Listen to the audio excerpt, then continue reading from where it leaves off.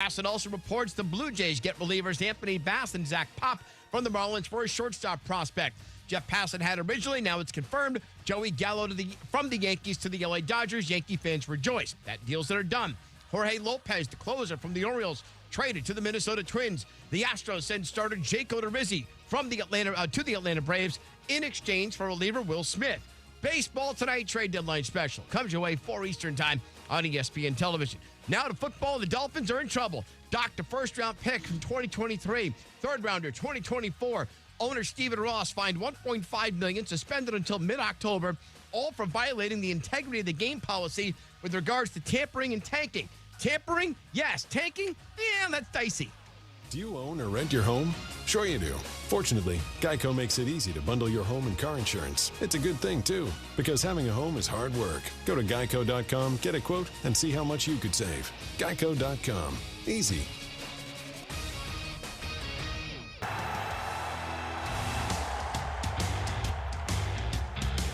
And welcome into the Sportsocracy here on ESPN Asheville, 92.9 FM, 880 AM, and 1400. I'm Tank Spencer. He's Jeremy Greene. This is the Sportsocracy, heard everywhere on the iHeartRadio app and seen everywhere on YouTube. All you got to do is go to thesportsocracy.com, click on the live video link, and please don't forget to subscribe to the channel. That's the most important thing, because that way we can hear from you. It's a huge day. It's the Major League Baseball trade deadline. Yeah. Oh, wait. One more. I hear all these deals, and I'm like, who? No, stop. I think that guy delivers my mail. Stop that. Juan Soto going to the San Diego Padres. That's the big story for the Major League Baseball trade deadline. He and Josh Bell going from the Washington Nationals to a team that can actually compete. And all four of their fans, I'm sure, are ecstatic. But Juan Soto going to the Padres, that is huge. That now gives them a three-headed monster at the plate. Once everybody's back and healthy, Fernando Tatis, Manny Machado, Juan Soto, I mean, it's hard to find a better trio of hitters, especially at the ages. No. We're not doing this. I'm just saying. No. You brought it up. I'm just jest. Following up with every I brought it up in baseball jest. fan who's listening knows that this is a big deal. This is earth-shattering. With the San Diego Padres. Uh-huh. I'm sure there are hundreds of dollars at stake. No, why I said it was a big day. This is the last show that we have. Yes. Where we do not have actual football to talk about. It's preseason. Until after Valentine's Day. I don't care. I don't care if it's preseason. I don't care if Trevor Lawrence is not going to play. I don't care if Travis Etienne's not going to play. We're putting on helmets, we're putting on jerseys, and we're hitting each other, and I'm here for it. Yeah, Jacksonville Jaguars and the Las Vegas Raiders going to kick off the preseason with a Hall of Fame game on Thursday night. We will not be with you tomorrow because of Braves baseball during the afternoon session. So today will be the last day that we don't have actual football happening. And in the 4 o'clock hour around the show. And in the 4 o'clock hour, no matter who your team is, doesn't matter if you're a fan of the reigning, defending Super Bowl champion LA Rams. Doesn't matter if you pull for the soon-to-be 2023 Super Bowl champion Buffalo Bills. My Jets. Doesn't matter who you pull for. I'm going to give you a reason to care about the preseason. And that's right. We got a preseason primer coming on the way. Jeremy will give you those to watch during the preseason when most of us Jeremy will be watching a lot of football. Absolutely. During the preseason. And have just doubloons going everywhere. Oh, stop that. I actually looked up today an article that said the 5 gambling tips for the preseason, and the number one strategy for gambling in preseason football was don't do it. Don't. And you know what I say to that? That is loser talk, and I am not here for that. We'll have the daily draft coming up at the top of the 3rd hour of the program. We will be drafting the fantasy team from the NFC East only. So that should be fun. And Tank got to see an up-close preview of what our Patreon members, our fantasy football lovers, are going to get at the end of this here week. It is quite intricate. Jeremy has put together the, I guess, what should be your go-to source for fantasy football. We are stats. calling it the one-stop Sportsocracy Fantasy Pack. You can put in your own custom scoring system. It's broken down by teams. It's broken down by positions. No matter how you play fantasy football, this is for you. Mm-hmm. All the rankings you want, doesn't matter. Wonderful. Yep. Very monotonous for me because, man, I wish I'd started doing this in, I don't know, May. Mm-hmm. May would have been good. Second day in August was probably not the day to go, oh, I guess I have to put all those things together. Yes. I had all the projections done. I just went old man Tank and wrote them. So now I have a beautiful mind notebook at my house that looks like I've completely lost my mind. Mm-hmm. And I have to put that into, the modern way we consume things. Right. So that will be available to you as soon as possible. Friday. It's coming out Friday. Okay. Team by team, position by position, no matter what you need, we got it for you. Very good. And let's kick off the program here. Let's talk about the news of the day in the NFL. No, it's not Tim Patrick, T's and P's. Hey, those are his initials. How about Bingo. that? T's and P's for TP. Yeah. Old Tim Patrick, he's been carted off the practice field for the Denver Broncos, so he is the I think he's the only injury that I've seen today. There have been a few others that were just, they look like minor precautionary things. But the NFL has stepped in and slapped the Miami Dolphins with an unprecedented penalty for tampering. I'm sure what many of you did is the same thing I did. You see that the Dolphins lost a first-round pick this year. Mm-hmm. You see that they lose a third-round pick next year. And you thought, surely this has to be about the Brian Flores tanking thing. Not so much. No, it's not. The NFL did its investigation into the Brian Flores accusations that he was paid, he was incentivized to lose games, and they found that that's not true. Yeah, you know how much evidence they found to corroborate that? Zero. Exactly. What actually I loved in the statement they put out was they can't be as brash as I am. Now, I'm going to be very brash about this.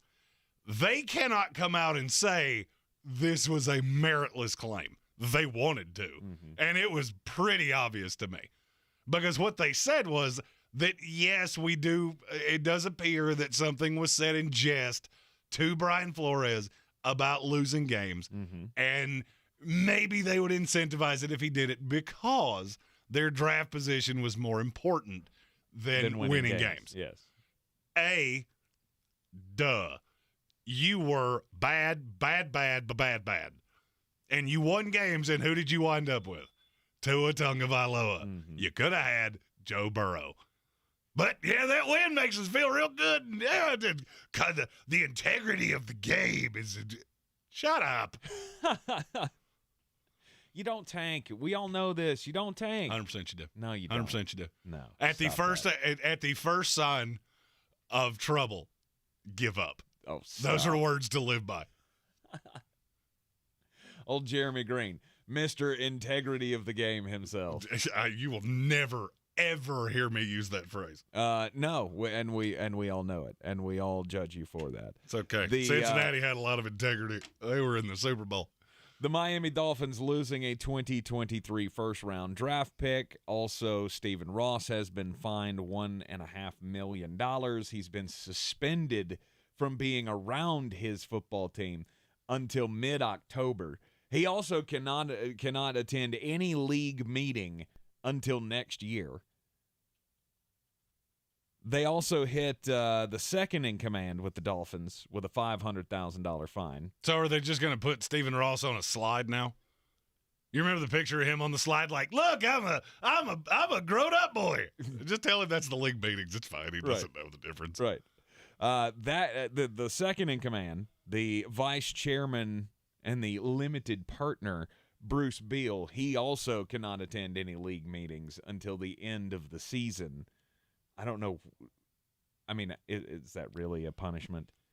No. You don't have to go to a league meeting. No. And that's what Brian Flores is upset about. Did you see his statement?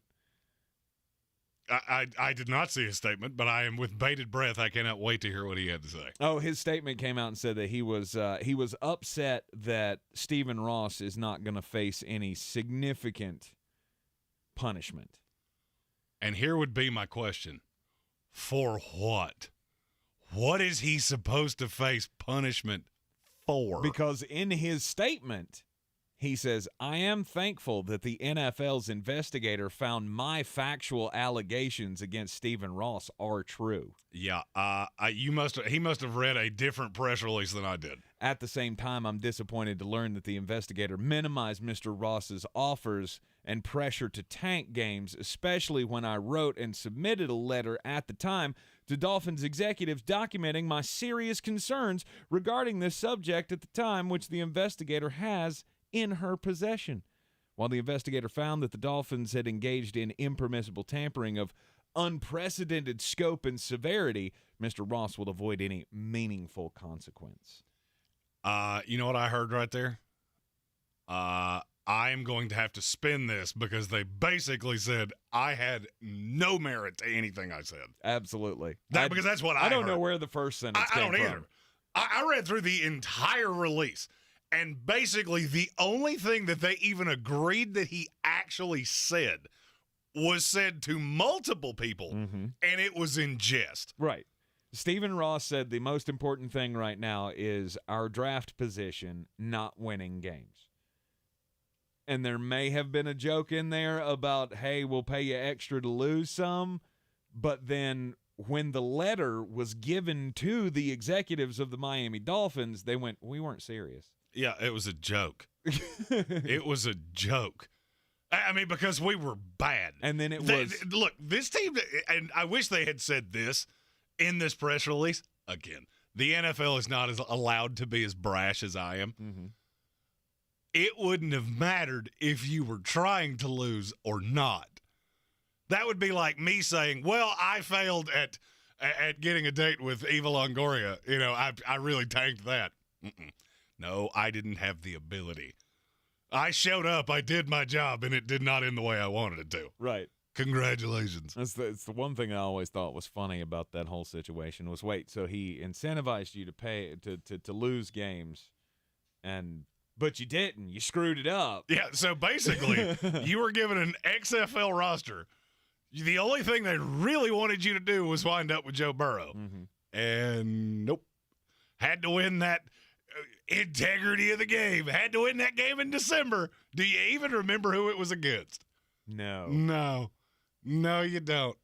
And it screwed up your franchise for a decade. The investigators said in their statement that they had found that there was the conversation that the draft position was more important than winning games, and that when the letter was given from Brian Flores saying, I don't agree with this, I think y'all are wrong, they were like, well, we were just joking.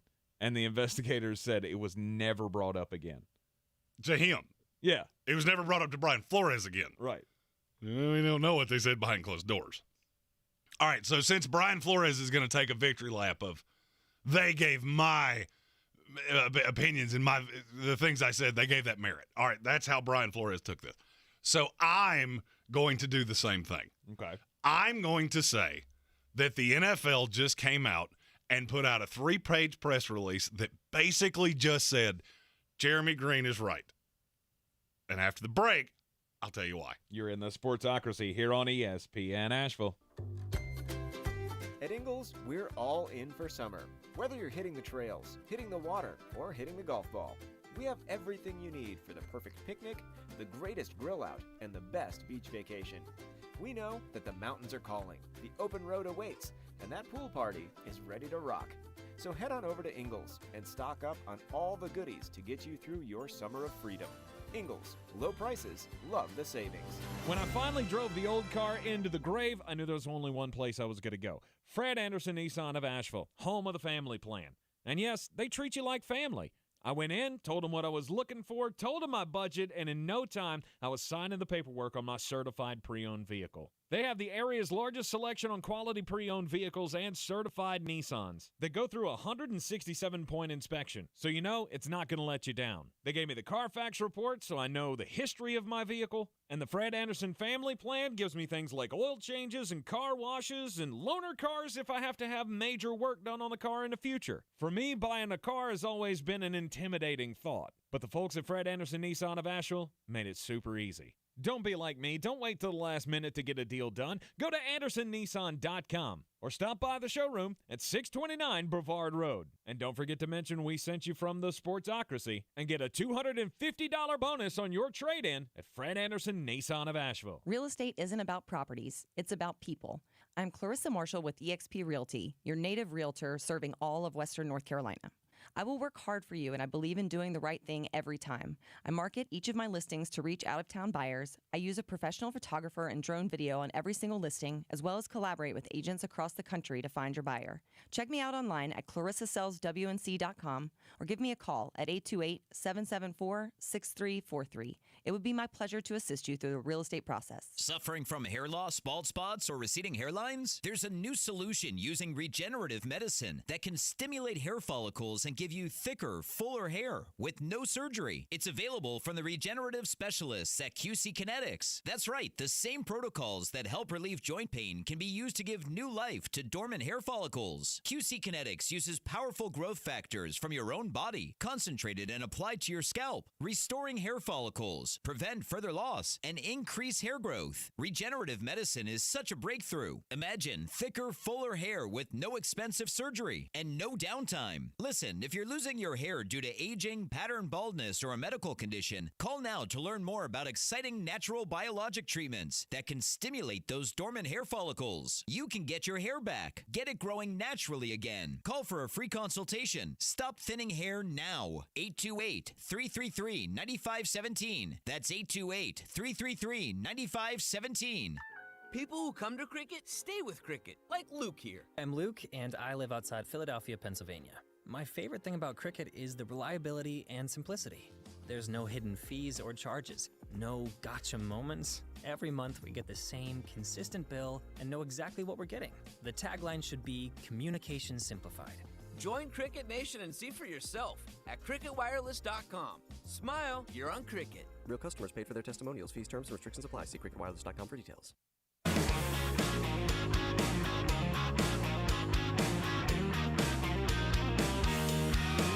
The Sportsocracy. Ice up, son. Ice up. Back in the Ingles Studio here on ESPN Asheville, the Sportsocracy, always brought to you by Ingles Supermarkets. Low prices, love the savings. The Miami Dolphins slapped with a unprecedented penalty for tampering. Yeah, they were all the talk about, we were so close to getting Tom Brady and Sean Payton to come. Well, you should have got them, because now you're going to miss out on 2 draft picks. Which is huge, by the way. Those 2 draft picks are huge. You got to understand what they just gave up for Tyreek Hill. Mm-hmm. That's a big deal.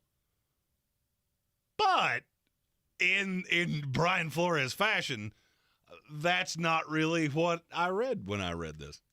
Okay, what did you read? What I read was the NFL basically saying this team was bad. And they were bad on purpose. And we don't care. Don't care. This misnomer of, teams can't tank. They do it every single year. Mm-hmm. Do it every single year. Everybody knows it. Nobody cares. Do you know who the leading rusher on that Dolphins team was? No. Take a wild guess. This was only 3 years ago. Myles Gaskin. Nope. He was 3. Oh, no, he wasn't. He was 6. Ryan Fitzpatrick led this team in rushing with 243 yards. Nice. It's one of the greatest stats I've ever seen in my life. Mark Walton was second. Who? Oh, he was a kid from Miami that I'm not going to lie. I thought he was going to be much better in the NFL than he was.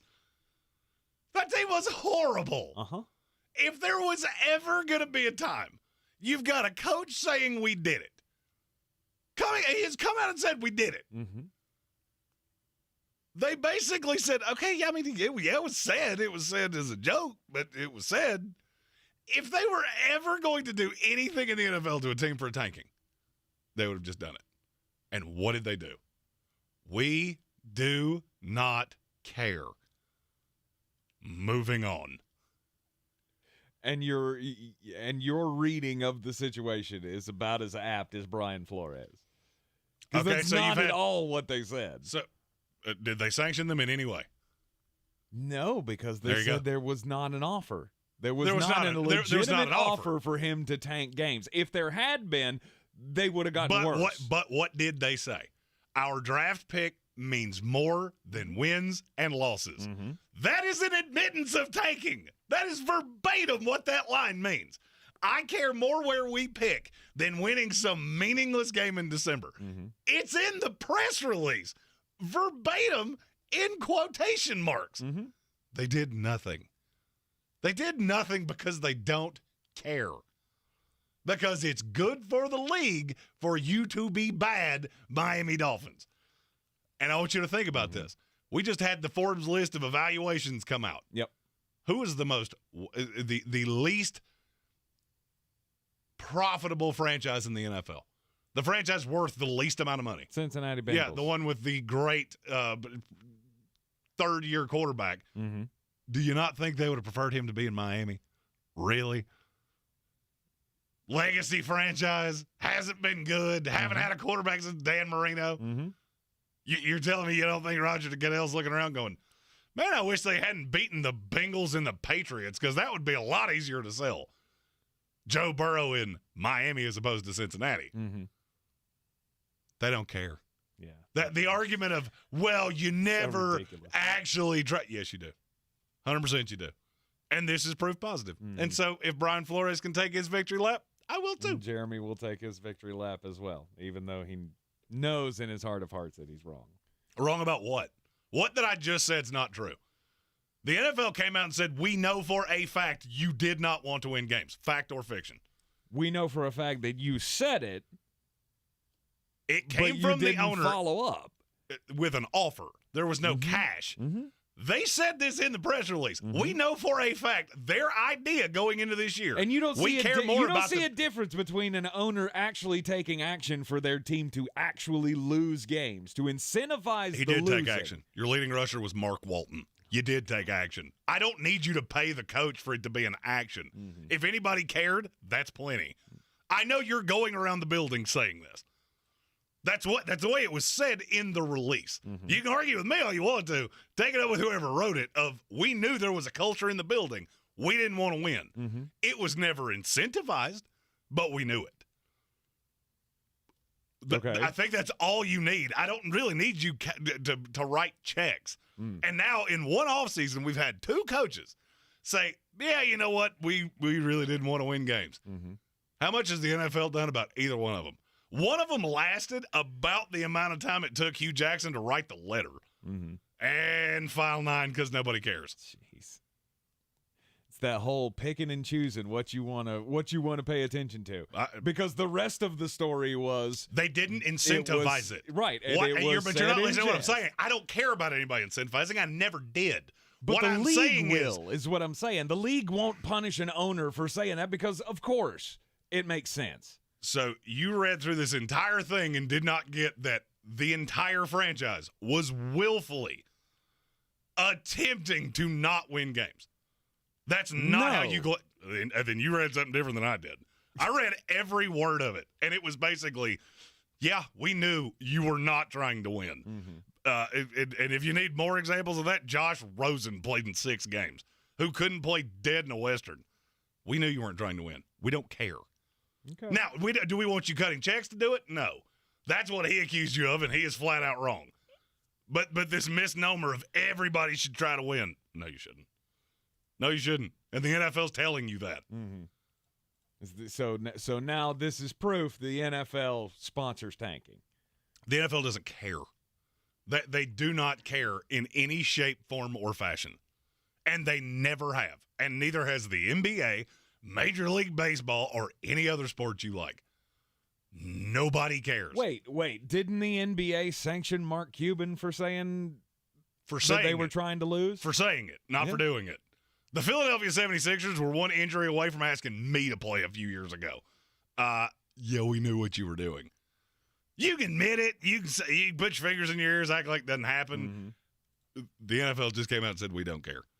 You do you. You do whatever you have to do because we know these picks are very important.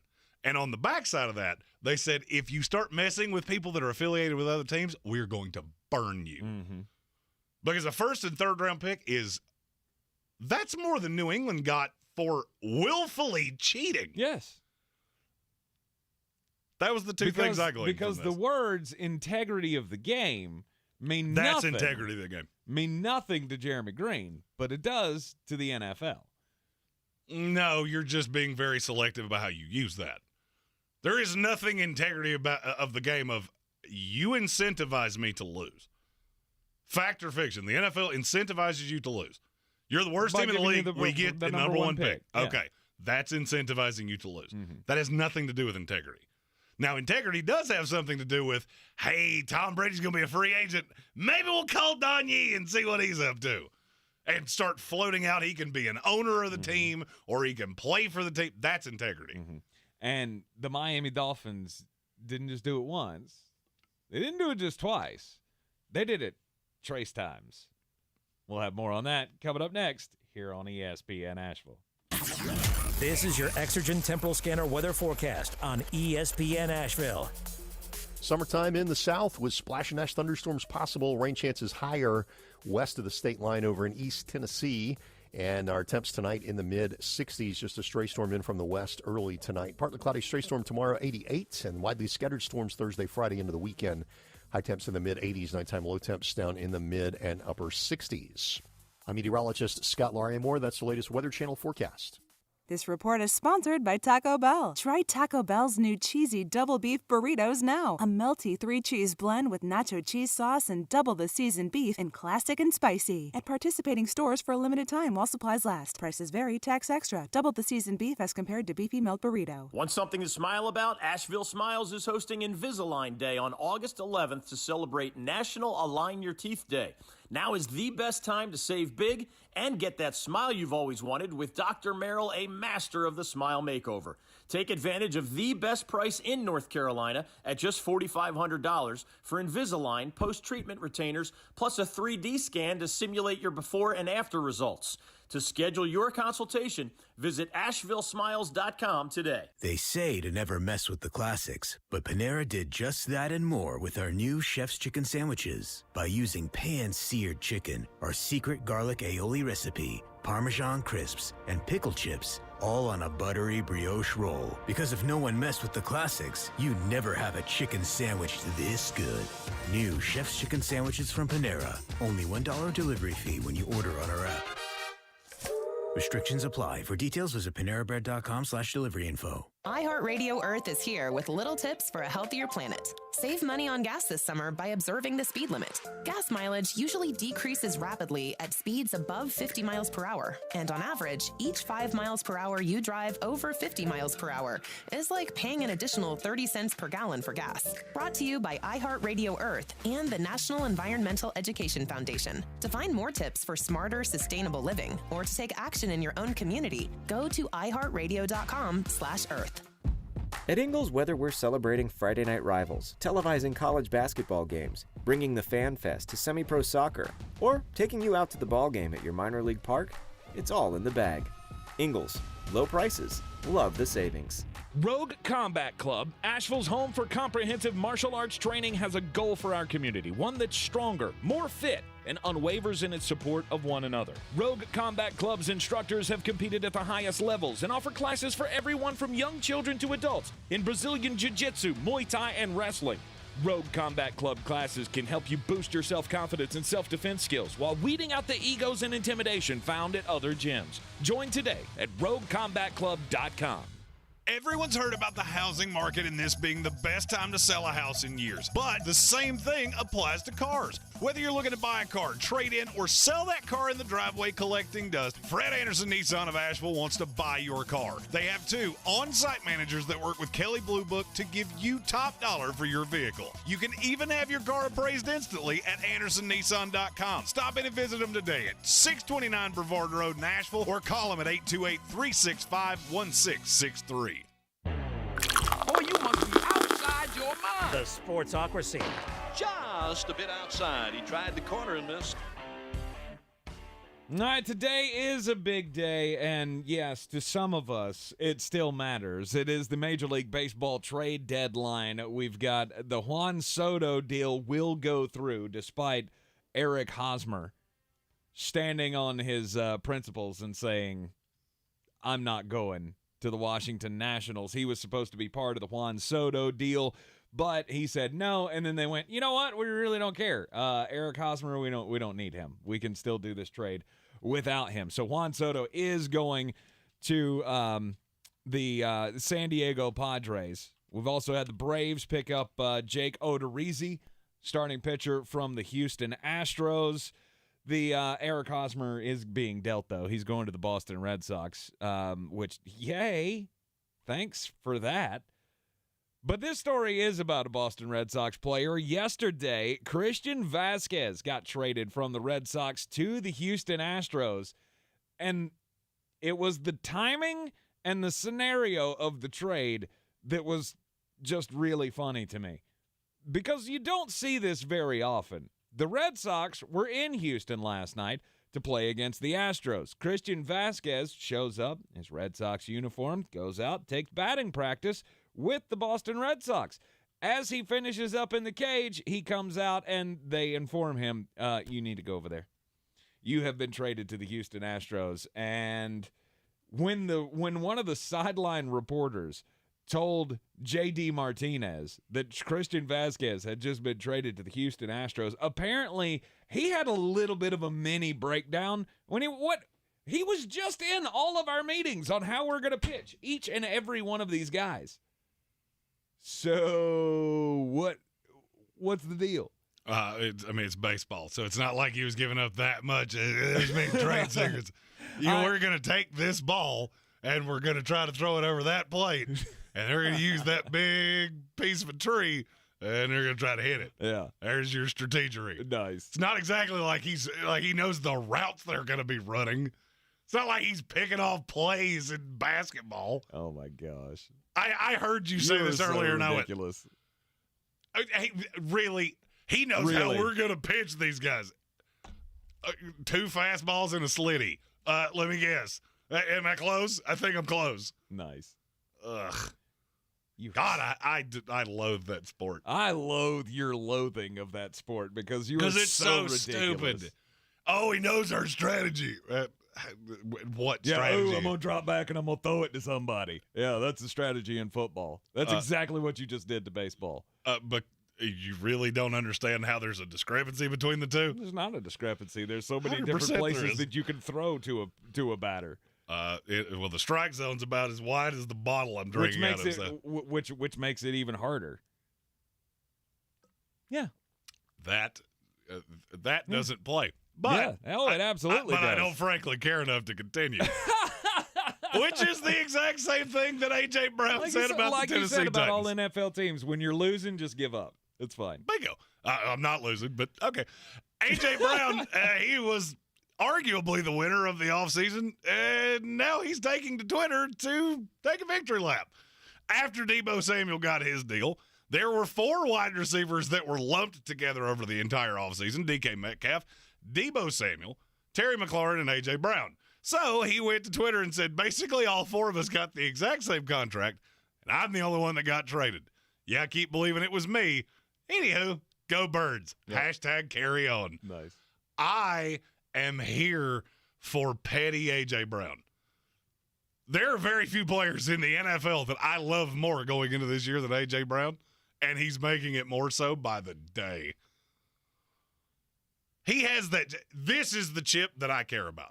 Mm-hmm. Everybody talks about, well, Baker's got a chip on his shoulder. I don't care. He doesn't have any talent. A.J. Brown has all the talent in the world. And now you have piddled in his cornflakes, and I have a funny feeling he is going to prove to you did this incorrectly. I said on draft night, that was the steal of the offseason to me.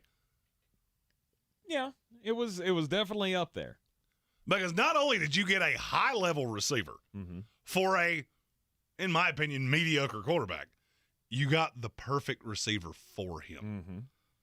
Because this is not Hollywood Brown that you got to hit 70 yards downfield.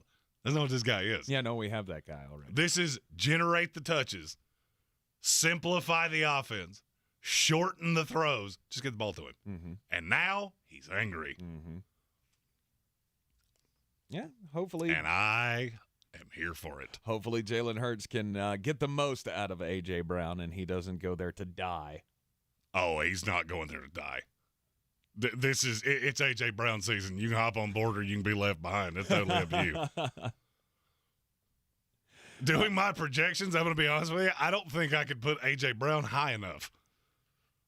That's the one thing about... Really? Oh, good Lord. I'm so just hammered on A.J. Brown. You've got him where? In terms of wide receivers? Yeah, in terms of wide receivers. 6. Wow. Okay. I think he's a top 5 receiver in the NFL anyway. Based on talent, I'm right there with you. I don't trust Jalen Hurts as far as he can throw. But that's the point. You don't have to. The one that I think takes a little bit of a sacrifice is going to be Devontae Smith. I mean, he's not as easy to get the ball to as A.J. Brown is. You can't throw little bubble screens to him because he weighs about $140. Right. A.J. Brown doesn't. Interesting. All right, we're talking about the Miami Dolphins being slapped with an unprecedented penalty for an unprecedented tampering situation. That they actually came away with neither of their targets. They didn't. That's the funniest part of this to me. Right. They're going after Tom Brady and Sean Payton. And apparently back in 2019, when Tom was on the fence with New England, they reached out and started talking to Tom and said, hey, would you like to come down and play? And that's illegal as hell when it comes to the NFL rules.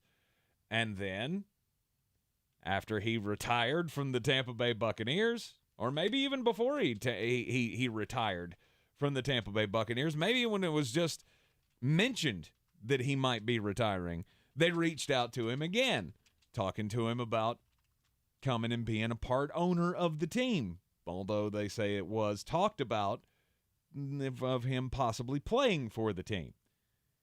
That was strike 2. 2 years apart, same player.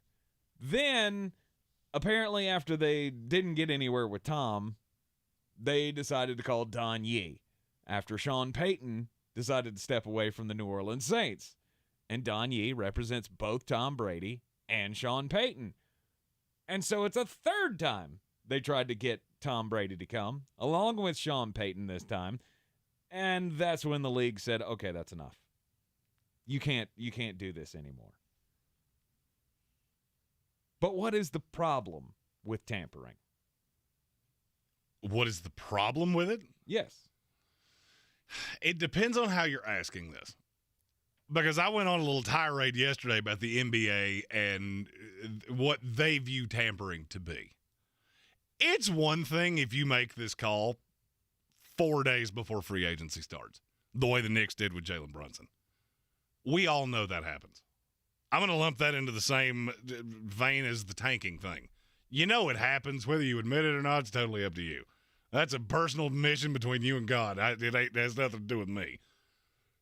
Now, the way I read this with Brady, this was apparently over the course of the entire final season with New England and over the entire offseason, this offseason with Brady in Tampa Bay.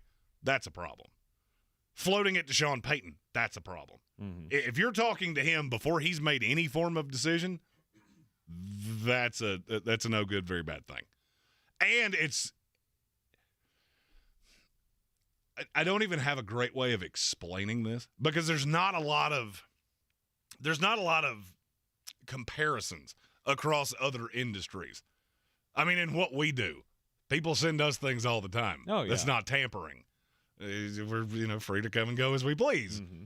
Now, there are ramifications of those things. But when you're actually contracted to a team, there can be, depending on your contract with a radio station. Nobody likes me enough to contract me for a long time.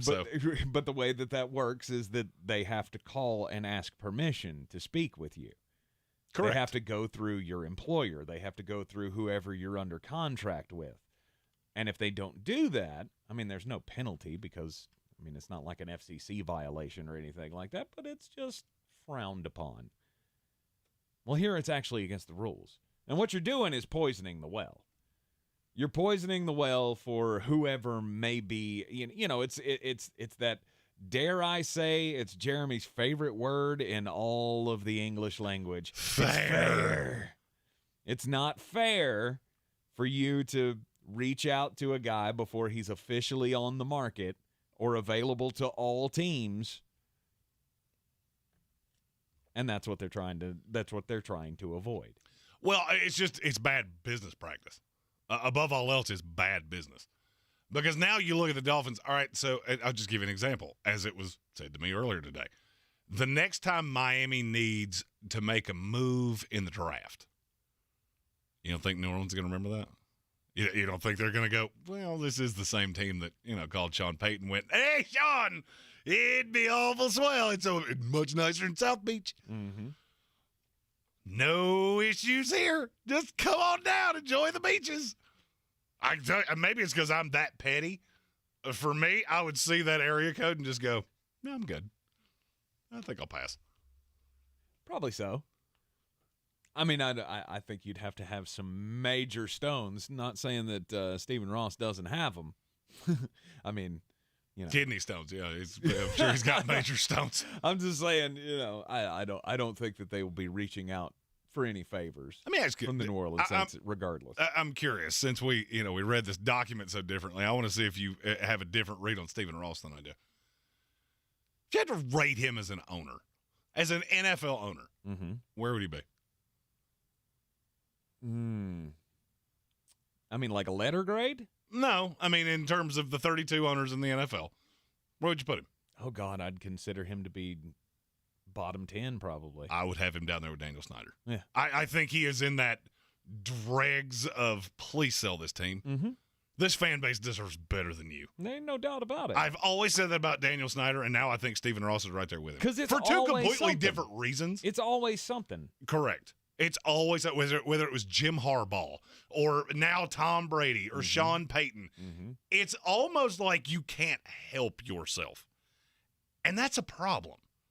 And if you look at Miami over the course of time, there's been a lot of moving pieces.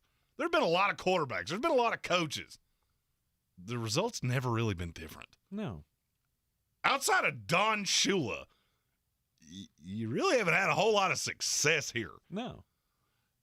And I just look at Stephen Ross and go, over the last 20 years, I can lay this right at your feet. And the more things I find out about him, the less I like him. Now, I like him being in my division because I see you and go, well, at least we don't have the worst owner in this division. Right, regardless of how good your team is ever going to be. I don't care because you're just dysfunctional at the top. Yeah, absolutely.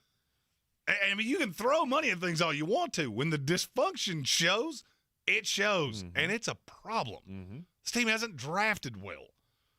It's just been issue after issue after issue, and at some point, I think you have to look at Stephen Ross and go, it's you. Right. You're the problem. The first time I ever paid attention to Stephen Ross was when the Dez Bryant thing came out. Oh, yeah. God, that's been forever ago. Right. I mean, that was years ago. But, again, like, I never really cared about NFL owners, before that. Stephen Ross hits to me, that's my first memory of Stephen Ross really asking Dez Bryant if his mom was a prostitute at the combine. Well, it was Jeff Ireland that actually. He was just the but owner I mean, of the team he was that just asked part that. of. But he's part of that culture. Or at least that's who it was attributed to. We don't know exactly who it was. It was somebody within the Dolphins scouting department. Right. It was just always assumed that's But that's just always the culture that's around them. And it all starts at the top. I mean, you can go back to the Nick Saban thing. Of Nick Saban spent 2 years in the NFL.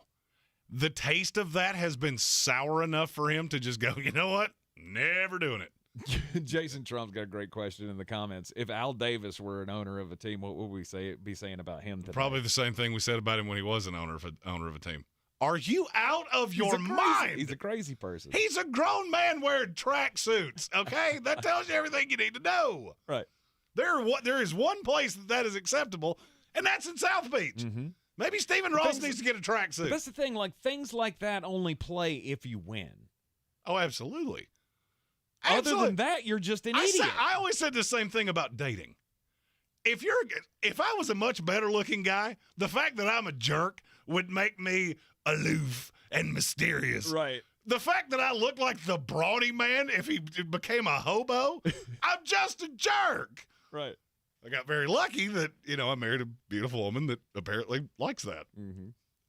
I've never asked questions, and I hope you won't either. Right. But that's the great elixir, is winning. Jerry Jones.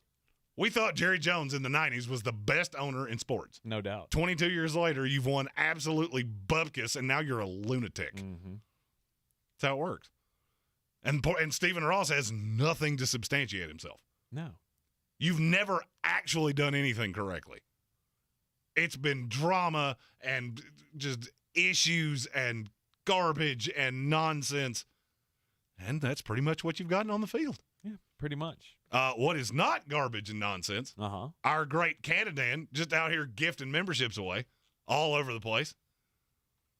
Threw out 5 free gift memberships in our YouTube chat. So thank you to the Canadan. Nice. I accidentally got one because, secret time, I have more than one Google account. Who's surprised? And Colin throwing out a super chat, just jumping back in saying he appreciates us and we appreciate you. Sorry, he said, sorry I haven't been around. Hey, we understand. That's right. The only people that have to be here every day is us. We understand. People have lives. You come in as you please. That's the beauty of the show. That's right. You want to join the House of Reprehensibles, or at least just get in on the chat, go to the Sportsocracy.com, click on the live video link, and subscribe to the channel. Once you subscribe, the join button will be right next to where you subscribe to join the House of Reprehensibles for a paltry fee. We used that word correctly today, Jeremy. I still don't know how to use it correctly. He does. I guess every single time. You are in the Sportsocracy here on the ESPN Asheville 92.9 FM, 880 AM, and 1400. I believe real estate isn't about properties. It's about people. I am Clarissa Marshall with eXp Realty, serving all of Western North Carolina. Navigating the home buying and selling journey can feel overwhelming at times, and that's why having an agent who cares about you and your needs is key. I'm a native of Western North Carolina, and I close over a home a week. I'm an expert in the market, pricing my sellers correctly to net you the most money, and working as a skilled negotiator for my buyers. Please give me a call today at 828-774-6343 to set up a complimentary market analysis. At Ingles, we're all in for summer. Whether you're hitting the trails, hitting the water, or hitting the golf ball, we have everything you need for the perfect picnic, the greatest grill out, and the best beach vacation. We know that the mountains are calling, the open road awaits, and that pool party is ready to rock. So head on over to Ingles and stock up on all the goodies to get you through your summer of freedom. Ingles, low prices, love the savings. If cleanliness is next to godliness, look around the car right now. Is that very godly? Look, life comes at you fast, but so does WNC Auto Detailing. They have the tools to make your interior look like it's coming off the showroom floor. You don't believe me? Check them out on Instagram. All that filth and years of stains disappear. WNC Auto Detailing does full interior and exterior details with paint correction, and they do wax and ceramic coatings. Call WNC Auto Detailing at 455-3700. Premium care with a Southern hospitality touch. Choosing Sides, F1. A podcast about... What are we doing here, Lily? Well, you're in the right place, Michael. I'm Lily Herman, Formula One expert. And I'm Michael Costa, comedian, and I'm just going to be honest here, complete F1 newbie. On this inaugural season of Choosing Sides, we're tackling the historic and controversial sport of Formula One race car driving. Who are these drivers? Rich kids? Daddy issues. Daddy issues galore. Listen to Choosing Sides F1 on the iHeartRadio app. Or wherever you get your podcasts. Every search you make, every click you take, they'll be watching you. Are you tired of being tracked online? There's a simple solution. DuckDuckGo. It's an all-in-one privacy app with a built-in private search engine, web browser, one-click data clearing, email protection, and more, all for free. Download the app today and get the most comprehensive privacy protection with the push of a button. DuckDuckGo. Privacy simplified. Mr. Clean, Mr. Clean. Of course I use Mr. Clean Magic Eraser to clean tough messes off my stovetop and bathtub. But then I discovered I can also use it to easily clean my patio furniture and even my shoes. I'm hooked. And when wipes won't cut it, I use Magic Eraser Sheets. They're thin and flexible erasers, perfect for everyday messes, like gunk on my counters and sinks. They really are magical. The reviews are in. Mr. Clean Magic Eraser and Sheets make cleaning look easy. Join Western Carolina Rescue Ministries for the 4th annual Light Up the Night 5K. Friday, August the 5th at Carrier Park. The rolling start gets underway at 7:30 as runners and walkers hit the Greenway for this fun and unique event. This event is one of the ministry's most significant opportunities to raise funds as they serve the homeless community of Asheville, providing rescue, recovery, and restoration to people in crisis. Sign up now to run or walk at westerncarolinarescue.org. Proudly sponsored by iHeartMedia, Asheville.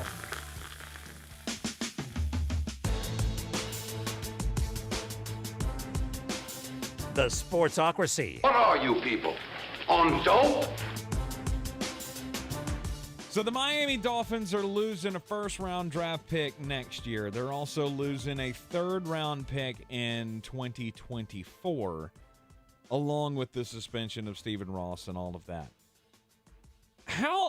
I mean, obviously losing a first-round pick is a big deal. I mean, you go back to like the Deflategate stuff and the recording of the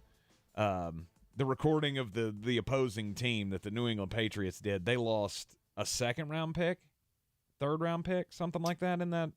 They lost a first-round pick. Did they lose a first-round pick in that? Okay. All right, so.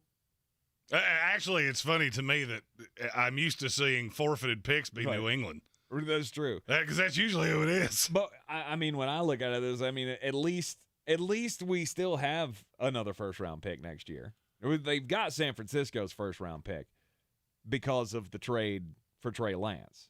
They do, and that helps a little bit. But I'm just telling you, there are not many teams that could have afforded less to lose a first-rounder than Miami. Why is that? Because this team's so expensive with no quarterback. Mm-hmm. All right, 2 years from now, they're $2.5 million over the cap as it sits right now. Now, that's assuming that it moves in the same percentage, which is not a given. Mm-hmm. But this team's really expensive, and this team's really all in. And you're not even paying a quarterback. I mean, you still got Tua on a rookie deal. Right. So you look at that and go, okay, now your margin for error is gone. You better hit on, the Jalen, and that's the one that really stuck out to me. Jalen Phillips, that better be the pass rusher you need because you're not going to have the opportunities missing two premium pieces of draft capital to add that. And I know people probably think, well, you're the draft guy. You over-evaluate these things. No, I don't. If you had to guess, where would that pick fall in? The one Miami's going to forfeit. Oh, it'll probably be 14. It's in the mid-teens. If you go by when we did our projections for the 2022 season after the schedule came out, you had it at 19. I had it at 15. Okay. That's a big deal. That's a really good player that's now not on your roster because your owner is so dumb that he can't help but go, hey, Tom, you want to come hang out? I mean, it's laughable to me. But would the reward been worth the risk? No. If we'd have got Sean Payton and Tom Brady, who cares if why I couldn't lose you have done it the first-round right draft way? Well, pick? here's my question. Why couldn't you have done it the right way? Because we're the Miami Dolphins and we don't do anything right. But You already said Tampa that. Bay got Brady the right way. Well, of course we did. Of course we did. I'm just saying if we hadn't, you would have known about it by now. I'm not saying like the franchise is known for doing great things. We know that's not true. Oh, okay. You said that like, well, hey, we're the Tampa Bay Buccaneers. Of course we did it right. The 90s called. Well, we were. I mean, they would like to have a word. I mean, we were the most attractive spot for him to land. Yeah. I mean, it's warm and you had weapons. Exactly. That's what he was looking for. Which Miami didn't have. Indeed. It's just it's comical to me. But I mean, if they had gotten him, do you think that this would have been a team that could have won something? Could they have won something with Tom Brady in the last 2 years that, it would have made it worth it? All right, ask yourself this question right now. If you let's say this didn't come out, and you had added Sean Payton and Tom Brady, you better than Buffalo? Nah. No. The answer is no. The answer is no. And it's just, this is what Stephen Ross does. He had this long-winded love affair with Jim Harbaugh because they're both Michigan men. Right. Did you ever even talk to him? Everything I've ever heard is that the conversation never even happened. But you let this circle forever. Mm-hmm. And this is why we talk about ownership in the NFL. Until Ross finally said, I'm not gonna be the guy that steals him from Michigan. Why couldn't you have said that the day this came out? Right. Because you're a bad owner. Because you are a bad NFL team owner. And it's weird. That is the one most consistent thing when you look through, whether it's rosters, quarterbacks, anything that really affects how good a team is. Look to the owner. Mm-hmm. Steve Bisciotti. You ever notice that the Baltimore Ravens are almost always good? Weird. They have a good owner. The Rooney family. Pittsburgh Steelers, same thing. Yep. And then you look on the other side of that, weird. Those teams are almost always bad. Mm-hmm. Mine included. Yep.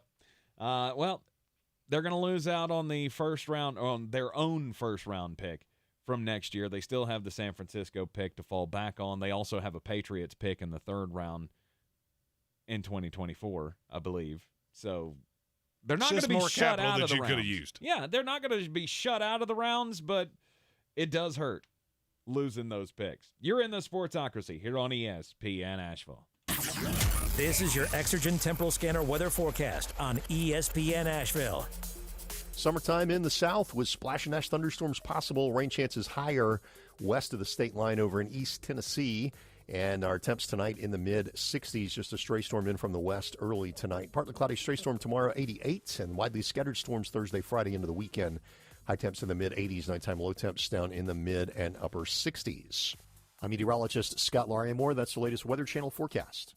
This report is sponsored by Staples Stores. Now at Staples, Staples Rewards members are automatically entered to win one of five $5,000 Visa gift cards with every $50 in-store purchase. Offer ends 8/6. Visit staplesconnect.com/fuel your summer sweeps for rules and eligibility. Staples, the working and learning store. With the Strawberry Frosty, time to enjoy yourself is built in. They're so rich and creamy, they're built for you to slow down, relax, and just take it all in. So when it's time for Frosty time, and Strawberry Frosty time is for a limited time, choose wisely. Choose Wendy's. Limited time only at participating U.S. Wendy's. Unlike other health concerns, mental illness is not always easy to see.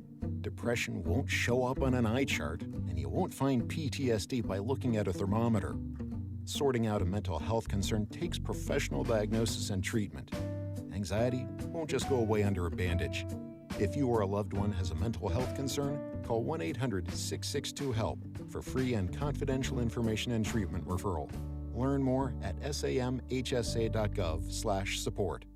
Did you know audio memory lasts 6 times longer than visual memory? That's why businesses advertise with iHeartMedia, the #1 audio company in the country. Reach consumers with radio, podcasting, streaming, and more. Make your business a household name and visit iHeartAdvertising.com or call 844-BUY-RADIO. Grow your reach, grow your business. Call iHeartMedia today. Visit iHeartAdvertising.com or call 844-BUY-RADIO. From the Ingles Studios, this is ESPN Asheville, WPEK, W225CJ Fair. Fairview, WMXF Waynesville, and iHeart radio station. In the Padres system, Luke Voigt is the major leaguer going to Washington. Padres have been also trying to move Eric Hosmer's salary. Dumb. They sent him to Boston. Hassan reports the Blue Jays get relievers Anthony Bass and Zach Pop from the Marlins. The Phillies acquired David Robinson from the Cubs, and in a separate move, they also get outfielder Brandon Marsh from the Angels. Joey Gallo goes from the Yankees to the Dodgers. Twins already got closer Jorge Lopez this morning from Baltimore. Jeff Passan reports they're going to acquire starter Tyler Mahle from the Reds for 2 hitting prospects and a pitching prospect. The Astros send Jake Odorizzi to the Braves for reliever Will Smith. Again, baseball tonight, on air right now, trade deadline special. The Dolphins have been docked a first-round pick next year, third-rounder in 2024. Owner Stephen Ross suspended until mid-October, fined $1.5 million. All of this is in connection to violating the integrity of the game for tampering and tanking allegations. How would you love a chance to save some money on car insurance? Geico can help. Switch today and see all the ways you could save with great rates and discounts. It's easy. Simply go to geico.com to get a rate quote and get started seeing how much you could save.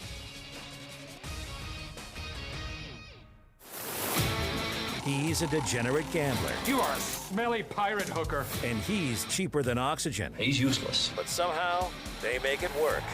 Jeremy Greene, Tank Spencer. There's no holding back in the Sportsocracy, presented by Ingles Supermarkets and Fred Anderson Nissan of Asheville. And you are in the Sportsocracy here on ESPN Asheville, 92.9 FM, 880 AM, and 1400. The Sportsocracy, as always, heard everywhere on the iHeart Radio app. Download it. Take us with you everywhere you go, live or on demand. You can also get us, see us on the YouTubes. Go to thesportsocracy.com. Click on that live video link. Don't forget to subscribe to the channel so you can join us in the chat, and more importantly than anything else that we talk about today, this is the final show until February that we will not have some kind of NFL/college football. I mean, personally, I'm really looking forward to doing a full comprehensive breakdown of the Hall of Fame game. No. Jared Stidham's 2 quarters at the helm of the Raiders offense. Yeah, I don't believe that's going to be necessary. Don't you threaten me. I'll do it. I'll do it. Oh, I'm sure you will try. I have a whole list of players that I'm looking forward to watching in the preseason. Half of whom I guarantee you nobody that can hear my voice right now even knows who they are. And over the next hour, Jeremy is going to give them all to you. What you should be watching in this preseason, the players that, you may never have heard of, but you're gonna by the end of the preseason process. Just some training camp notes. I know there was some talk in the chat earlier about Tristan Wirfs. He had Saints a heat fans issue. were really excited that Tristan Wirfs was carted off at practice for the Tampa Bay Buccaneers. Apparently it was cramping. It was cramping, and it was really hot down there in Tampa. And yes, he did get carted off, but it is not really serious. This is not a replay of the Ryan Jensen scenario, as far as we know. He had a DMP hot. Yeah, I mean, got look a at the little size toasty. of him. Of course he did. Well, I mean, here's the thing. He ain't that much bigger than me, and I just stepped outside, and I'm not going to lie. It took about 30 seconds for me to go, nope. He's feeling a little dizzy. This one came out from David Lombardi. Says that at the San Francisco 49ers training camp, Brandon Ayuk just squared up to fight Fred Warner again, and Kyle Shanahan had to pause practice. He was ready to throw fists before the dog pile crashed in on him. Wow. That the one I would choose to fight. I mean, if I was going to choose a guy to fight, I'm going after, the punter. Yeah. Or the water boy. I'm not choosing Fred Warner. Right. I'm going to go after somebody who I think I might be able to win that fight with. Brandon Ayuk versus Fred Warner. I feel like that would be lopsided odds in the locker room. I mean, I haven't seen the Vegas odds on it, but I'm assuming Fred Warner was an overwhelming favorite. There's no doubt about it. Someone also, was it Jason Trump that asked in the comments, can we all just agree that the stupidest thing the Steelers did this offseason was to rename Heinz Field? That was Matthew Hoffman. And excuse me. Why does everybody – I don't understand why people care about that. It was named after ketchup. Right. And I this hate is how to say naming rights work, guys. And I hate to say this, it's not even clearly the best ketchup. All right? This is not like it was Duke's and they switched to Hellman's. True. All right? True. I mean, no shade at Hellman's, but Duke's is number 1, 2, and 4. Yes. And when it comes to the realm of ketchups, they're all the same. Hunt's and Heinz, they're not all the same. They're not all the same. They're not all the same. I shouldn't say that. Hunt's and Heinz, they're right there. Interchangeable. And it depends on how you get them. In that sweet little container that they just allow you to pull the lid back, the Hunt's is better. In the bottle, I'll go Heinz. Why? I'm a ketchup aficionado. Yeah, I put ketchup on everything. But I need you to explain it to me. What's the difference? It's like glass bottle Coke. I can't explain it to you. I mean, it's better this way. To me, Heinz is a little sweeter. Just depends on how it's delivered. But to me, ketchup's always been ketchup. There's no difference between Heinz ketchup, Hunt's ketchup, store brand ketchup. It's all the same. Nope, not that. That is not true. And I am going to start the campaign of no more packets. Even that stuff. We figured out the little canister thing, the packet. Do that. No more peel it. Invariably, there's one that won't open. I need the easy peel thing of ketchup. There's still, and there is no difference between ketchup and catsup. It doesn't matter. No, but if you say catsup, you're a weird person. There is no difference in any of them. Apparently now, apparently I have started a battle about Hunt's and Heinz. So you know what? We have a way to settle these things. Go to the poll. Go to the poll. Nice. Our latest poll, Miami punishment, was it about right or too heavy? I'm actually shocked how many people said it was about right. Yeah, it's right. I mean, what? That's again, you just think they shouldn't have done anything? No, I didn't say that. To me, if you pull a first-round pick from somebody, it has to be egregious. And for me, it kind of I needed it to yield something. Tamper once. It would be one thing if Tom Brady wound up in Miami. Now, okay, we can talk about it. Tamper once, not a problem. Tamper twice, we're getting close. Tamper 3 times, first-round pick, you're done. I thought it was a little heavy-handed. So what's better, Hunt's or Heinz? That's the latest poll up at the Sportsocracy YouTube channel at the moment. And can I have a button that says there's no difference? No. No, you cannot. Can I at least have a Laura Lynn choice? Because that's the one I'm going with. Well, the argument was Hunt's and Heinz. All right? That's where we went. Yeah, because I threw shade at. I don't understand why anybody cares that it's not Heinz Field. It's just what we've known it as. I guess I'm weird in that regard. People get all their feelings. So HWA is a Steelers fan, and she thinks it is just the stupidest thing in the history of time. Do you realize how much money they made off? They don't care what the name of it is. Who pays more? Yeah, exactly. What is it now, anyway? Who cares? I don't even know. It's one of the, I'm not attached to stadium names. It could be Stay Free Stadium. I don't care. I mean, it just doesn't mean anything to me. It would be one thing if it was, forever known as, Bradshaw Field or something. But it's not. It was the name of a company. Mm-hmm. Well, how could they change the name? Because the company didn't pay for the naming rights because anymore? they didn't sell enough ketchup. Right. I don't know. It's not like Hunt's caught them, and now they went, well, we can't afford to sponsor a stadium anymore. They upped the price, and Heinz didn't want to ante up. Oh, well, you don't have the naming rights anymore.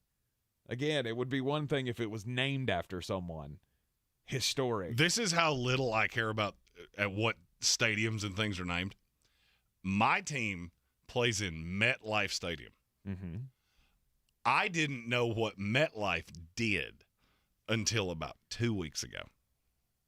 It's the insurance. Yeah, I didn't know that. Oh. And the only reason I knew that is because HWA is in insurance, and she got a letter from MetLife. Mm-hmm. And I went, did the Jets send you something?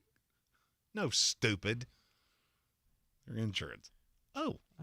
I just knew they had Snoopy. Oh, my. That's the only thing I cared about. They have Snoopy. Stop that. That's our trophy when we play the Giants. It's the Snoopy Bowl. Is it really? Mm-hmm. Interesting. That's how big of a loser franchise I pull for. We play for Snoopy. Yeah, y'all play for, wow. I didn't know you had your own trophy for that. I don't know where the trophy even came from, but there is it's called the Snoopy Bowl. Oh, you want to talk about a second-rate franchise? Hey. Jeez. The Giants play for it, too. They have Super Bowls. That's all you need to know. They're better historically than you are. Well, that is true. I mean, I actually thought you were going to argue with me about that. No, we were talking about this in our little group chat earlier today. I mean, my team is historically the worst franchise, lowest winning percentage ever. We also have the highest winning percentage in the Super Bowl, so you can't beat that. No, you're tied with us. We've been once, won it. Jets, Jets. Quantity over quality. No, that didn't work how I wanted it to. Oh, well. Anyway, the Hall of Fame game is coming up tomorrow night. We've got the Jaguars against the Raiders. It is the 5th preseason game for both of these teams. 4th. There's only 3 preseason games. Oh, excuse me. The 4th. We got rid of one of those stupid preseason games for a game that actually mattered. Trevor Lawrence, Travis Etienne, neither of them will play for the Jacksonville Jaguars, and nobody cares. No, and that was predictable. I mean, that's the Hall of Fame game. You're going to get as little as we can physically throw on the field. So, I mean, this game is going to be, hey, football's back, and we'll all get excited and post memes out there. And 4 minutes in, we'll all look at our spouse and go, you want to see what's on Netflix? Yeah, let's do something else. Because I mean, except me, poor HWA. Oh, gosh. I'll be sitting there breaking down I feel so 8-string wide receivers. I feel so sorry for her. She's a patient woman. Having to sit through all of that. How much of the Hall of Fame game will you actually watch? I will watch maybe the first series by each team, and then that's it. I will find something else to do. That makes me sad for you. Why? Because it's football. But you're wasting your time. No. Yes, you are. Coming from somebody that watches baseball. Boom! Walked you right into it. I love when things go the way only you care about I love when things go the way I plan them on.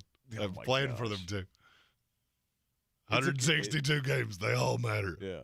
No, they don't. No, the preseason is a complete waste of time. So anytime that we can trim games off the preseason, I'm all for it.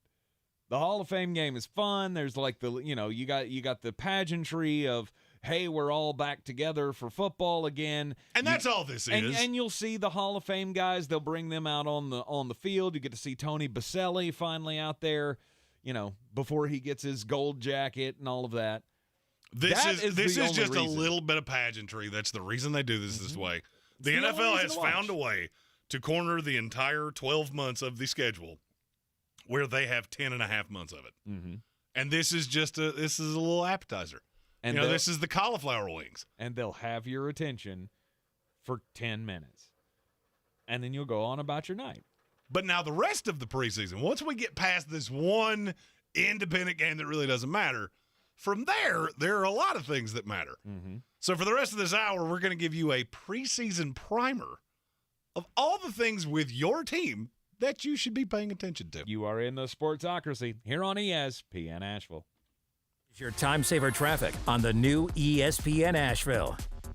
Traffic is slow, 26 westbound between Airport Road and the Blue Ridge Parkway in Polk County, east of Columbus. US 74, Sergeant W. Dean Aldridge Memorial Highway near NC9. An accident from this morning continues to have the right lane closed. Expect delays in this stretch. On the Captain Jeff Bowen Bridge, traffic is moving well and busy. Smoky Park Highway, no problems. Patton Avenue, moving well. New Leicester Highway, no delays. I'm Lee Minfield with your time saver traffic. This report is sponsored by Taco Bell. Try Taco Bell's new cheesy double beef burritos now. A melty 3-cheese blend with nacho cheese sauce and double the seasoned beef in classic and spicy. At participating stores for a limited time while supplies last. Prices vary, tax extra. Double the seasoned beef as compared to beefy milk burrito. After vaccinating their children against COVID-19, many parents wonder if kids will also require booster shots. We spoke with Dr. Sean O'Leary, a pediatric infectious disease specialist and professor at the University of Colorado, to learn more.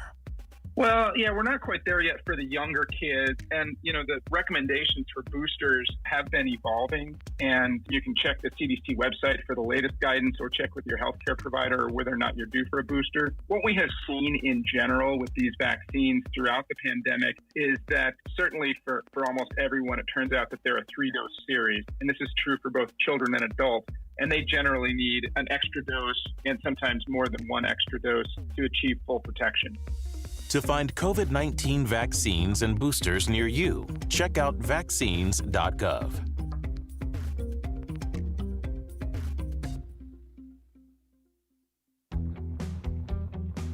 Every search you make, every click you take, they'll be watching you. Are you tired of being tracked online? There's a simple solution. DuckDuckGo.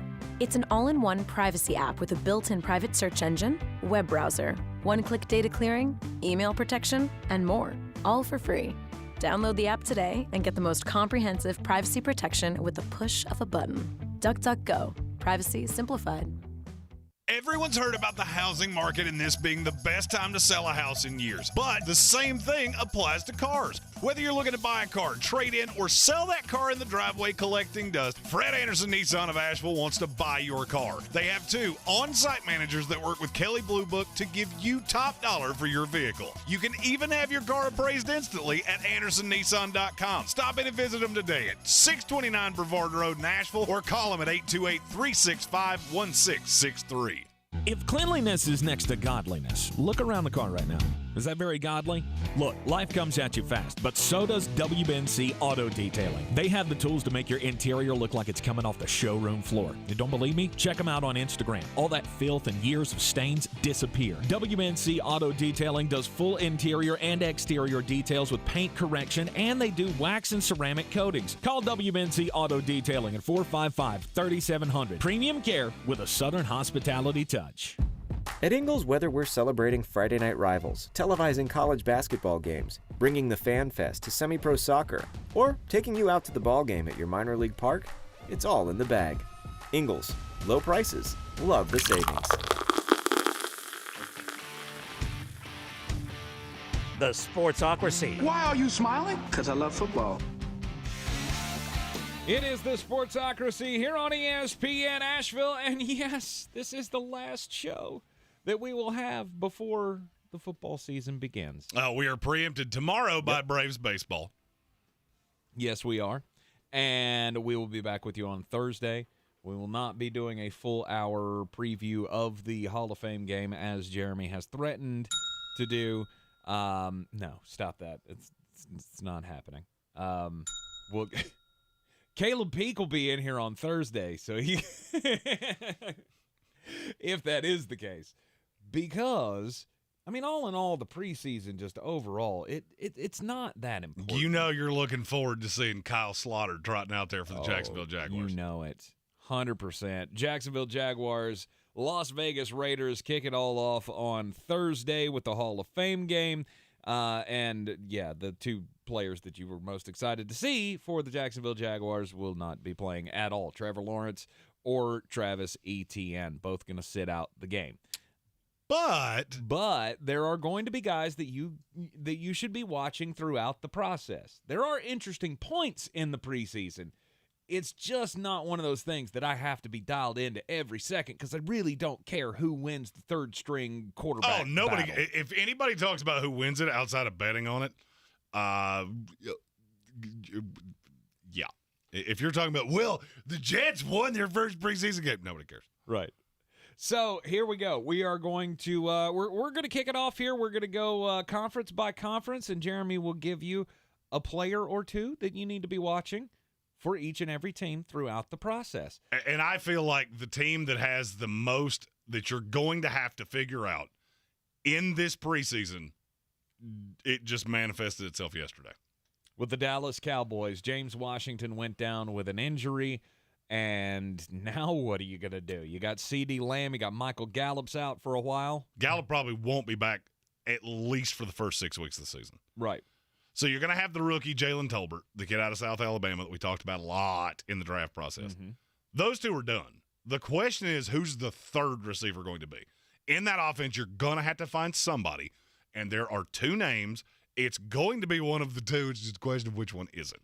It's either going to be Simi Fehoko, big kid out of Stanford that, if you remember 2 years ago in the draft process, we talked about a lot because he is very physically imposing, very raw.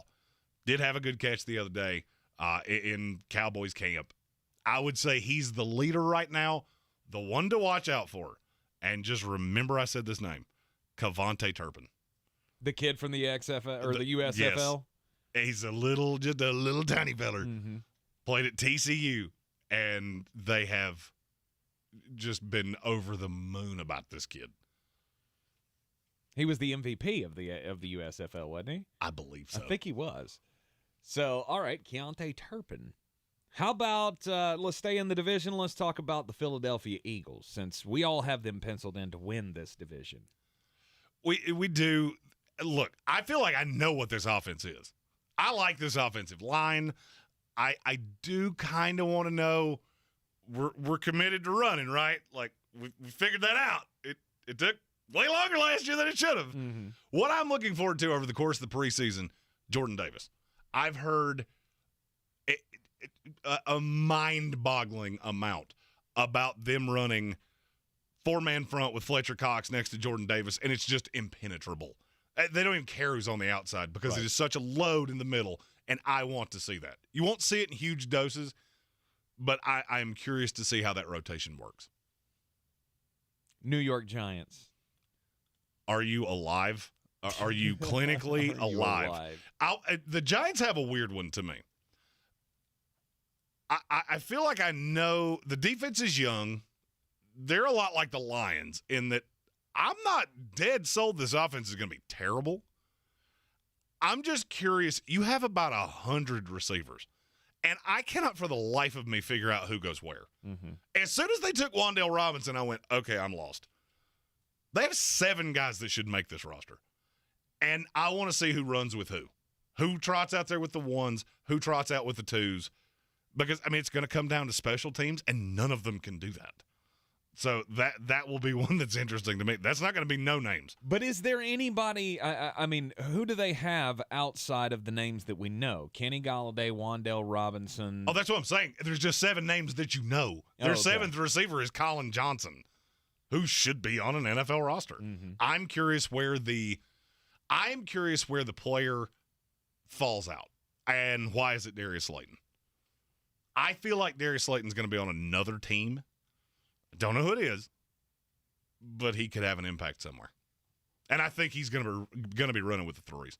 Okay, Washington Commanders. Will anybody show up for their games is the first question. And based on training camp, I'm going to say no. This is a name that I know you have heard me say. I'm really high on him. Last year didn't necessarily go so well. Benjamin St. Juste. Kid out of Minnesota, very long. Didn't go particularly well at times last year. I think he had the worst quarterback rating of any corner in the NFL, but he got hurt. And now they've said he's had a really good offseason, good camps. I think he's going to be not the catalyst for this team. The pass rush will always be the catalyst for this team. But I think having him on the backside they're in better shape than people think. You said yesterday, people think Washington's better than Dallas. I'm one of them. And the more receivers they lose, the more convinced of that I become. Because they're going to have to shoot out with you. I don't think Washington's going to have to shoot out with you. Washington has the defense to be able to stop you, no doubt.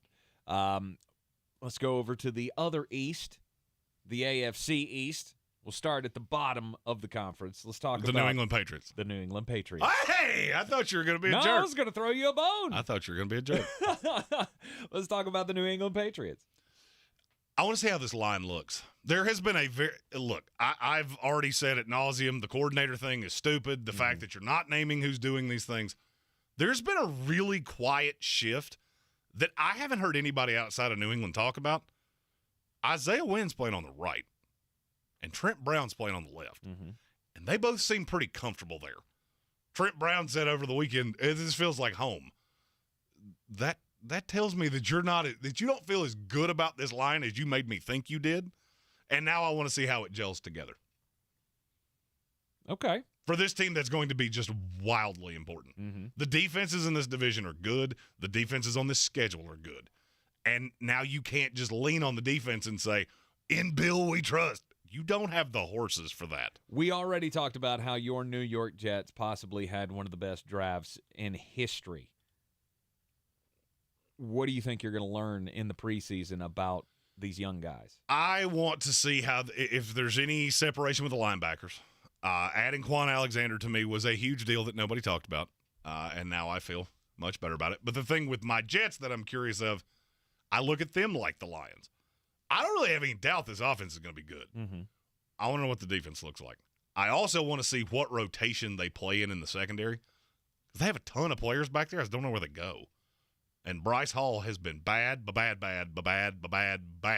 What? You've been singing his praises for 3 years. Yeah, I think he's got a little, he doesn't love the fact that we took a corner at 4. Doesn't love the fact we gave big money to DJ Reed. Maybe he just needed to, have a talking to. I don't know, but he has not been good. I was going to say, is he going to find first few days of camp? Is he going to find his way out of the rotation there? With the other corners that you have with Michael Carter and... Well, Michael Carter's going to play in the slot. And that's the problem is that I don't really know where you're going to play.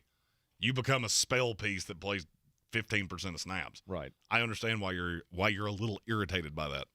All right, those Miami Dolphins, they won't be distracted by Stephen Ross because he can't come around the team until, late October, mid-October. So what are you more interested in with their preseason process? I want to see what running back actually plays. The running back that plays in the preseason, usually I don't want to see any of you. I feel like with the shift in system here, this is a team that's going to need the reps. I want to see who gets the run with the 1s, the 2s, and the 3s. Whoever's getting the run with the 3s, you've become irrelevant. I believe Chase Edmonds will get the lion's share of carries, and they will use Raheem Mostert as a ancillary piece. The fact they've been talking about he's faster than Tyreek Hill, and I've heard that no less than 40 times, that makes me nervous. They say that about Chase? No, about Raheem Mostert. Oh, Raheem Mostert. He actually is faster than Tyreek Hill. Is he really? He's been clocked faster than him. He has the 2 fastest runs in the last 3 years in the NFL. Wow. Just can't stay healthy. That's the problem. Buffalo Bills, your 2023 NFL champion, Buffalo Bills. My curiosity with them falls in the back half of that defense. I want to see with Elam, the rookie. I don't love the fact that you let Levi Wallace walk out the door for nothing. This team doesn't have a lot of holes. I know what that offense is going to look like. And I think Jamison Crowder is an upgrade over Cole Beasley. I think Gabriel Davis is an improvement over Emmanuel Sanders. I don't have any worries there. My fear is that the AFC is so good that now virtually every team has 2. So, okay, Tre'Davious White can shut down your 1. What happens on that other side? And if it's not Kyer Elam, I have absolutely no idea who it's going to be. You are in the Sportsocracy. What to watch with your team in the preseason. It's coming up next. This is your Exergen Temporal Scanner weather forecast on ESPN Asheville. Summertime in the south with splash and ash thunderstorms possible. Rain chances higher west of the state line over in East Tennessee.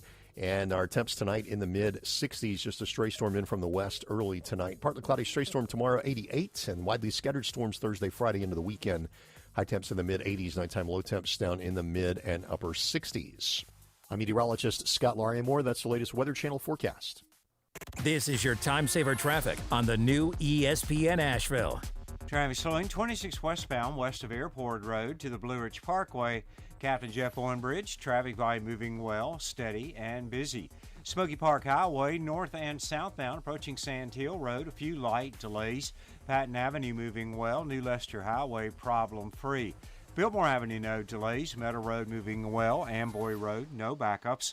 Checking the drive time from Biltmore Forest to Fletcher via Hendersonville Road southbound. Drive time 15 minutes. I'm Lee Minfield with your... This report is sponsored by Tyson Furniture. At Tyson Furniture, we have a huge selection of furniture, honest values, and great service. We're a big store, and Black Mountain has wonderful restaurants and interesting shops to explore. Visit us at Tyson Furniture in Black Mountain, where beautiful homes begin. Stay cool this summer with AC Pro and O'Reilly Auto Parts. Right now, get a $15 O'Reilly Auto Parts gift card after mail-in rebate with the purchase of select AC Pro ready-to-use refrigerant products that include a hose and gauge. Beat the heat before you hit the road with AC Pro at your local O'Reilly Auto Parts store. O'Reilly Auto Parts. I think it's just vapor. Vaping is safer than smoking, isn't it? One vape pod has as much nicotine as one pack of cigarettes. Get your head out of the cloud. Talk to your kid about vaping. Visit talkaboutvaping.org. Brought to you by the American Lung Association and the Ad Council. I believe real estate isn't about properties. It's about people. I am Clarissa Marshall with eXp Realty, serving all of Western North Carolina. Navigating the home buying and selling journey can feel overwhelming at times, and that's why having an agent who cares about you and your needs is key. I'm a native of Western North Carolina, and I close over a home a week. I'm an expert in the market, pricing my sellers correctly to net you the most money, and working as a skilled negotiator for my buyers. Please give me a call today at 828-774-6343 to set up a complimentary market analysis. When I finally drove the old car into the grave, I knew there was only one place I was going to go. Fred Anderson Nissan of Asheville, home of the family plan. And yes, they treat you like family. I went in, told them what I was looking for, told them my budget, and in no time, I was signing the paperwork on my certified pre-owned vehicle. They have the area's largest selection on quality pre-owned vehicles and certified Nissans. They go through a 167-point inspection, so you know it's not going to let you down. They gave me the Carfax report, so I know the history of my vehicle. And the Fred Anderson family plan gives me things like oil changes and car washes and loaner cars if I have to have major work done on the car in the future. For me, buying a car has always been an intimidating thought. But the folks at Fred Anderson Nissan of Asheville made it super easy. Don't be like me. Don't wait till the last minute to get a deal done. Go to AndersonNissan.com or stop by the showroom at 629 Brevard Road. And don't forget to mention we sent you from the Sportsocracy and get a $250 bonus on your trade-in at Fred Anderson Nissan of Asheville. On the weird scale, there's Vegas, there's Florida, and there's Asheville. Let's get weird, Asheville. All right, we'll continue talking preseason, what to watch in just a moment, but let's get weird. And, it only took 329 years for this to happen. But, look, I'm a big history buff. And something about the Salem witch trials and that whole era of American history that just thrills me. And this past week, finally, the governor of Massachusetts, Charlie Barker, signed into law a bill that with attached to it was the absolution of Elizabeth Johnson. She's the only person that was ever convicted, quote unquote, of being a witch back in the Salem witch trials days that never got the absolution from the government.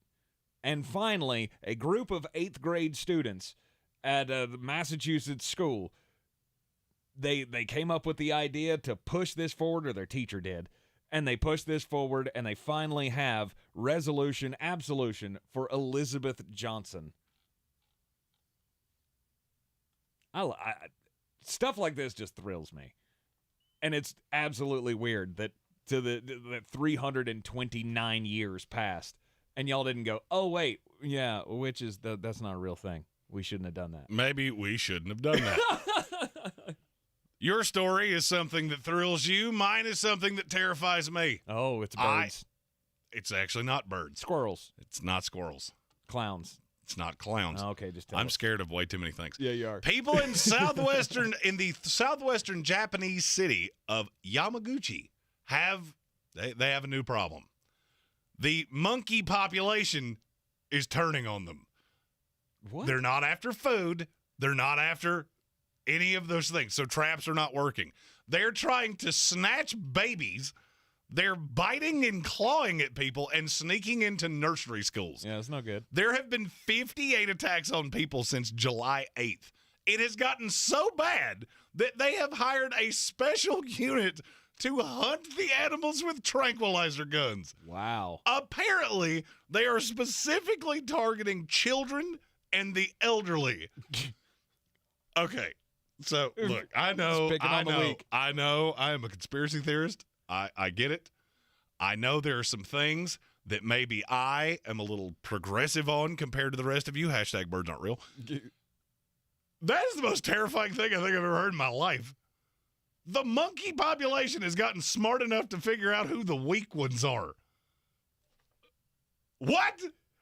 I was always scared of the machines. Right. Apparently, it took a step too far. That is terrifying. Mm-hmm. Hundreds of thousands of dollars in damage done by these swarms. Wow. And they're just breaking into schools and snatching kids out of strollers. They're just chasing children and scaring people, and it's not good. Don't mess around with monkeys, man. Those things will rip your face off. I'm out.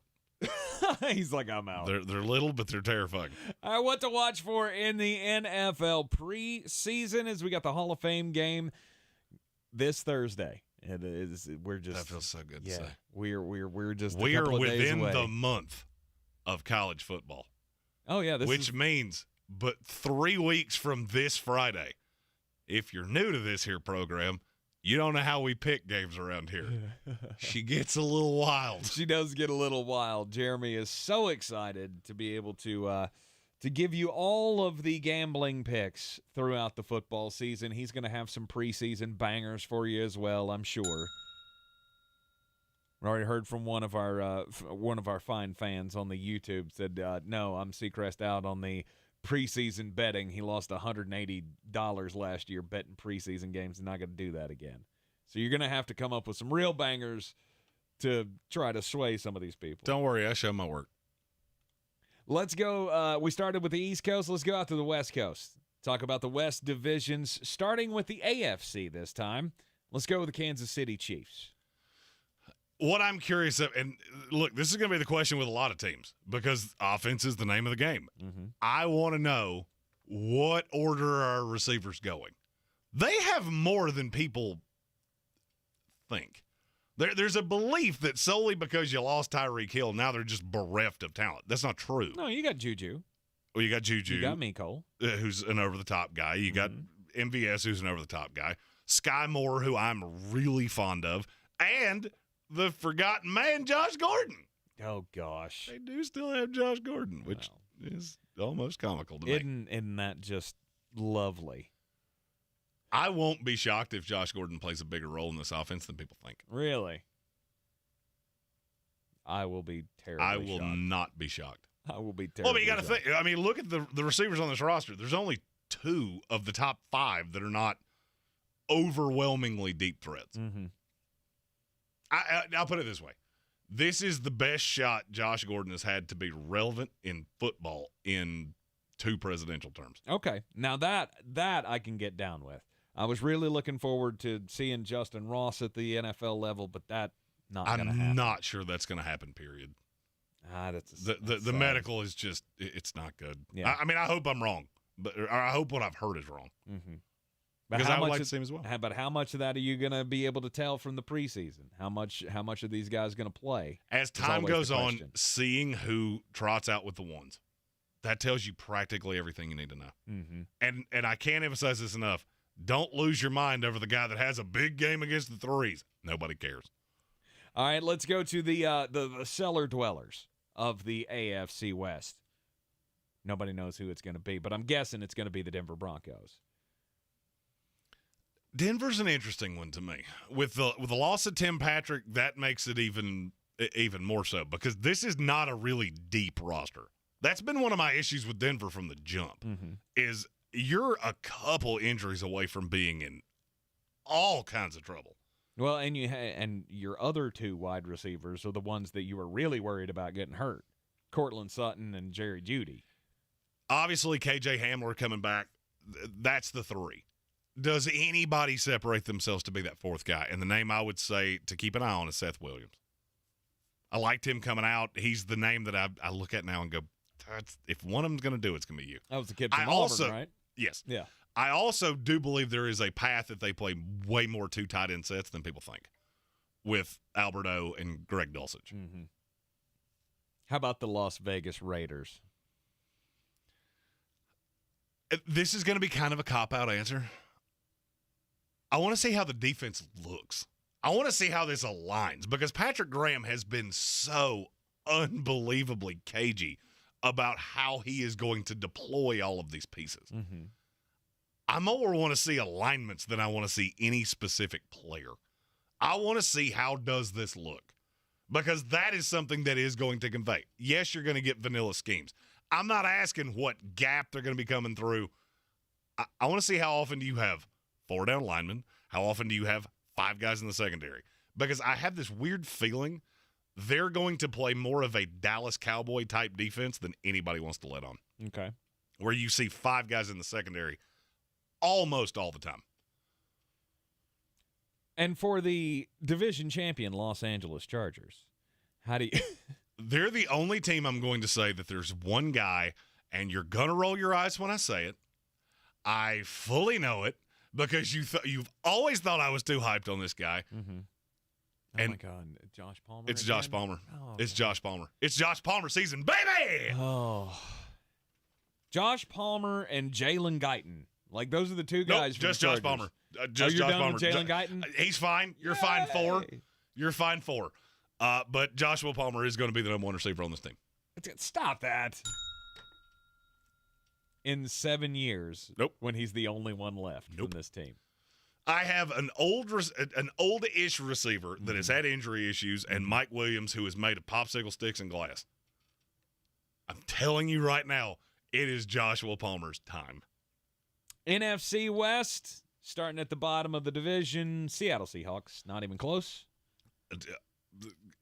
Not applicable. Nothing to watch. How bad can this actually be? I mean, let's just see how good Drew Lock can be. My biggest takeaway, I want to see how much Ken Walker III actually plays. If it's a lot, that makes me really nervous. Mm-hmm.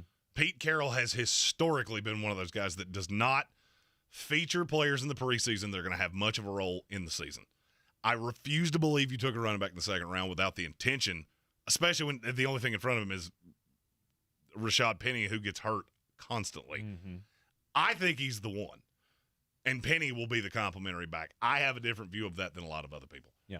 So that's if I had to pick one, because that team is just so bad. So unbelievably, horribly, awfully bad. All right, Arizona Cardinals. What are you watching for in the preseason with all the drama revolving around the Redbirds? This is probably the biggest name I'm going to say. You won't see him much. I want to see I want to see his demeanor. Kyler Murray. Mm-hmm. I want to see does he have that look? If you've been married for any period of time, you know that look where we might not be talking about what I did wrong, but I did something wrong. Mm-hmm. And I saw that a lot with Kyler Murray last year. He doesn't hide it well. And I'm curious to see if the contract, because even when you got the contract done, there was the independent study clause. It just seems like there's such a disconnect between him and this organization that if it's as bad as I think, it will be, I'm not going to say obvious. It'll be noticeable. Prominent. Okay. It'll be noticeable. He'll be pulled away from the rest of the team, not necessarily engaged. And they may or may not even show it. I may see that when I get to the all 22 tape, mm-hmm. of which even then I have to try to find where's the 4'7" guy. Oh, that wasn't nice. San Francisco 49ers. San Francisco is I want to see how much Trey Lance plays, because to me it should be a lot. Mm-hmm. I would agree. If I was a betting man, I would say Trey Lance should play more snaps in the preseason than any quarterback in the NFL. Than any starting quarterback. Yes. I don't care how many snaps Nathan Peterman plays. I just wanted to clarify. Yes, than any projected starter in the league. And I don't think it should be all that close, which is saying a lot when you've got a Justin Fields, a Zach Wilson, where there's a lot of moving pieces, still young guys as well. Mm-hmm. He's a complete dynamic shift for the 49ers. And I think it's going to take some acclimation with real-life snaps. Camp's fine. As long as you're wearing those stupid mesh things, these are not live rounds, okay? Stupid mesh thing. Oh, my. We haven't talked about that on the show, but those are the most ridiculous.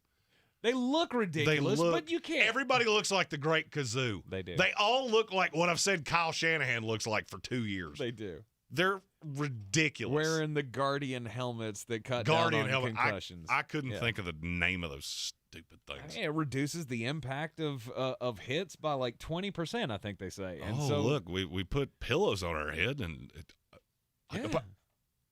it might look stupid, but I think it serves a pretty good purpose. Los Angeles Rams. This one's not going to be sexy, but this could be the most important one I say. I want to see somebody on that line step up. Because right now they have 5 starters and a slew of question marks. Mm-hmm. There is not a second-string lineman on this team that I look at and go, you were even a great prospect. So they're going to have to be really right on somebody. They seem to believe it's Logan Bruss. Mm-hmm. All I can say is we shall see. Because either you're right or I'm right, because I never saw it. They have a good track record with that, though.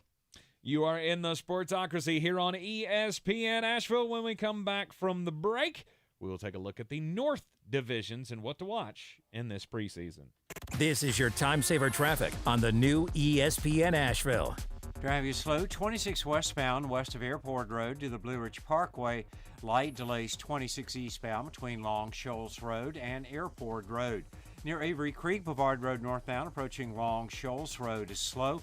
Again, Bavard Road northbound, light delays between Clayton Road and the Blue Ridge Parkway near the NC Arboretum. New Leicester Highway moving towards Patton Avenue, delays at Elida Home Road. On the Charlotte Highway, no problems. I'm Lyndon Field with your Time Saver Traffic. This report is sponsored by Tyson Furniture. At Tyson Furniture, we have a huge selection of furniture, honest values, and great service. We're a big store, and Black Mountain has wonderful restaurants and interesting shops to explore. Visit us at Tyson Furniture in Black Mountain, where beautiful homes begin. If this were a Reese's TV ad, you'd be staring at a Reese's peanut butter cup. And sure, my voice is peanut buttery smooth, but still, you need to see the peanut butter cups, right? No? I can really just say Reese's and you'll go get some? Okay. Reese's. Reese's. Reese's. Really working, actually. Reese's. Reese's. I'm on to something. Reese's. Reese's. Reese's. The biannual blowout is just a week away, and we've got a lot of work to do. Keenan's Rug Emporium is rolling out a Labor Day bonanza. He needs 10 new sales associates as the crowds loom large. Someone run a stock check on all the Moroccan 8x10s? Indeed can help him hire great people fast. I need Indeed. Indeed you do. We instantly connect you with quality candidates whose resumes on Indeed match your job description. Visit Indeed.com/credit and get $75 towards your first sponsored job. Terms and conditions apply. Every search you make, every click you take, they'll be watching you. Are you tired of being tracked online? There's a simple solution. DuckDuckGo. It's an all-in-one privacy app with a built-in private search engine, web browser, one-click data clearing, email protection, and more, all for free. Download the app today and get the most comprehensive privacy protection with the push of a button. DuckDuckGo. Privacy simplified. Staples has everything you need for school at prices that won't hold you back. Right now, Staples one-subject notebooks are just 35 cents each. Plus, select backpacks are 50% off. Backpack offer ends 8/6. Notebook offer ends 8/27. Limit 30. Don't send your kids back to school. Send them forward at Staples. Real estate isn't about properties. It's about people. I'm Clarissa Marshall with eXp Realty, your native realtor serving all of Western North Carolina. I will work hard for you, and I believe in doing the right thing every time. I market each of my listings to reach out-of-town buyers. I use a professional photographer and drone video on every single listing, as well as collaborate with agents across the country to find your buyer. Check me out online at clarissasellswnc.com or give me a call at 828-774-6343. It would be my pleasure to assist you through the real estate process. There's a lot of talk about heroes these days. Hey, buddy, you want to go fishing? The folks in the funny outfits with superpowers and spandex. All right, buddy, let me help you. But at Ingles, we know that a lot of our heroes Now you look like a pro. Are a little closer to home. They're the ones who give us what we need for those everyday adventures. That's why we look up to the ones who look out for us. Don't forget your fish food. Catch a big one. Ingles. All the ingredients for family.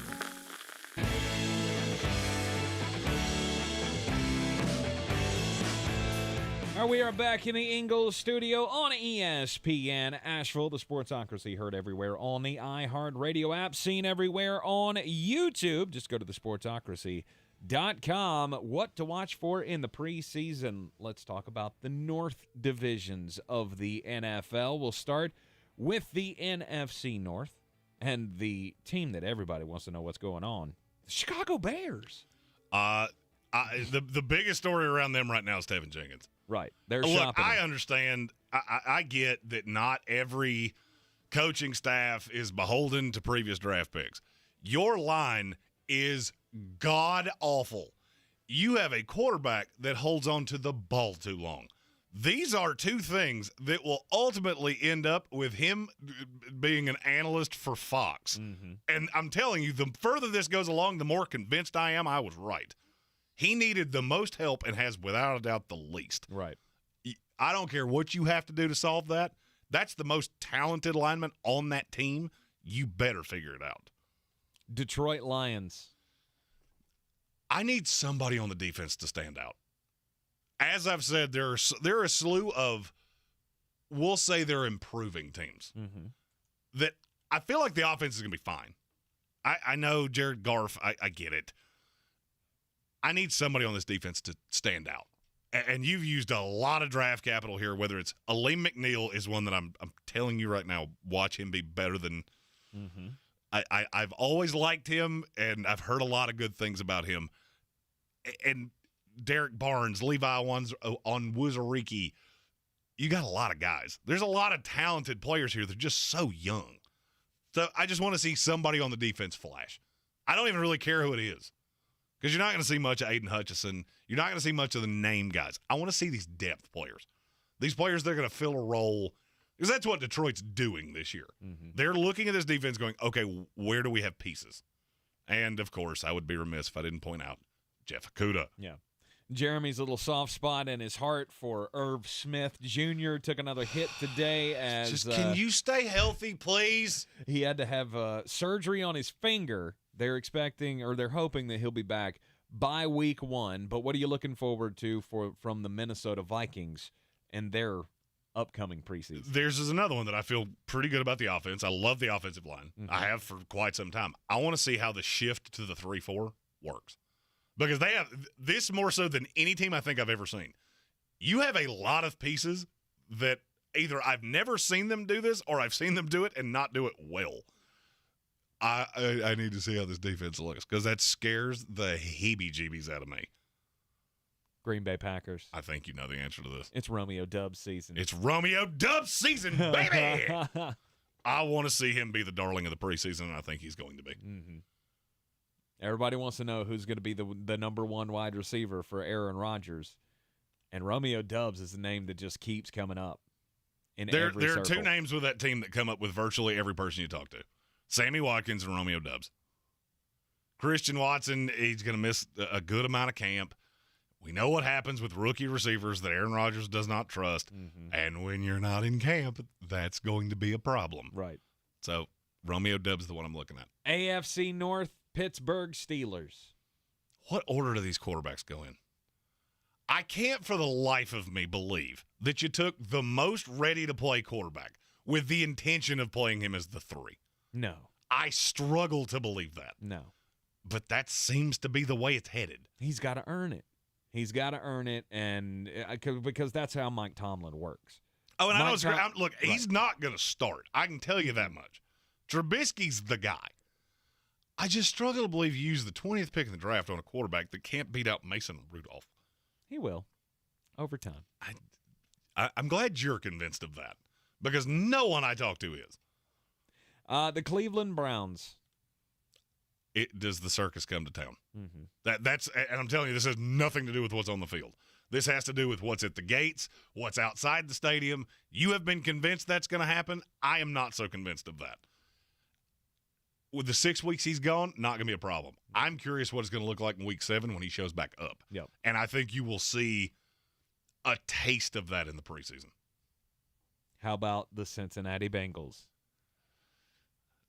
Is the line better? I know you're not going to play that many snaps, but just, okay, I need a couple drives through the entire preseason where I see that line together. Is there any path that it can't be better, that it's not better? It can be not as much better as you're being led to believe, which has always been my fear. Mm-hmm. Because somehow journeyman Ted Karras has become Alex Mack, and that's the stabilizing force on the inside. Lyle Collins, who I really like, that's the one that I fully believe in. Alex Kappa, and he's fine. I was going to say, what's wrong with Alex Kappa? He's a fine. Pro Bowler. So was Mitch Trubisky. Okay? He was a Pro Bowler. Fair. I'm just saying, I feel like it's looked at as though this Bengals offensive line is a positive. I now think it's a net neutral where it was a albatross a year ago. I still have fears about Jonah Williams on the left side. I just want to see the line intact and together, and I want to see how that looks. And the Baltimore Ravens. You've got to find somebody that can catch footballs. With no Marquise Hollywood Brown. I mean, do you even know who the 3 starters on this team are? On the initial projected depth chart? James Proche, I think, is one of them. James Proche is the third one. Devin DuVernay and Rashad Bateman. Yeah. Somebody somewhere is going to have to step up, and there's just not a lot of names that I feel good about. I'm going to go back to the thing I said about Darius Slayton. You want to talk about a trade, and I don't do these are trades I'd love to see because they're stupid, dumb talk. Mm-hmm. I would love to see Darius Slayton wind up with the Baltimore Ravens.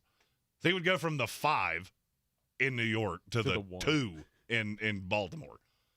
And I could see that franchise doing something like that. Mm-hmm. That's how they work. They see a hole and they address it. And I don't think they're done.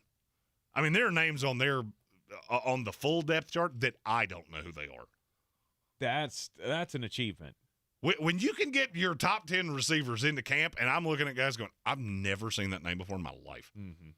I feel like I'm looking at an unlicensed video game roster. These are not real people. Right. And that just screams to me. If it was any other team, I would say, you know what, maybe they know something. No. Baltimore, this is what they do. They make moves. And I'm curious to see what that move is. All right, stick with us. We will hit the Souths on the other side of the daily draft. We'll kick off the third hour, same way we do each and every weekday. With the daily draft, we'll be drafting a fantasy team, Jeremy versus me, again with only players from the NFC East. That's coming up next after Sports Center.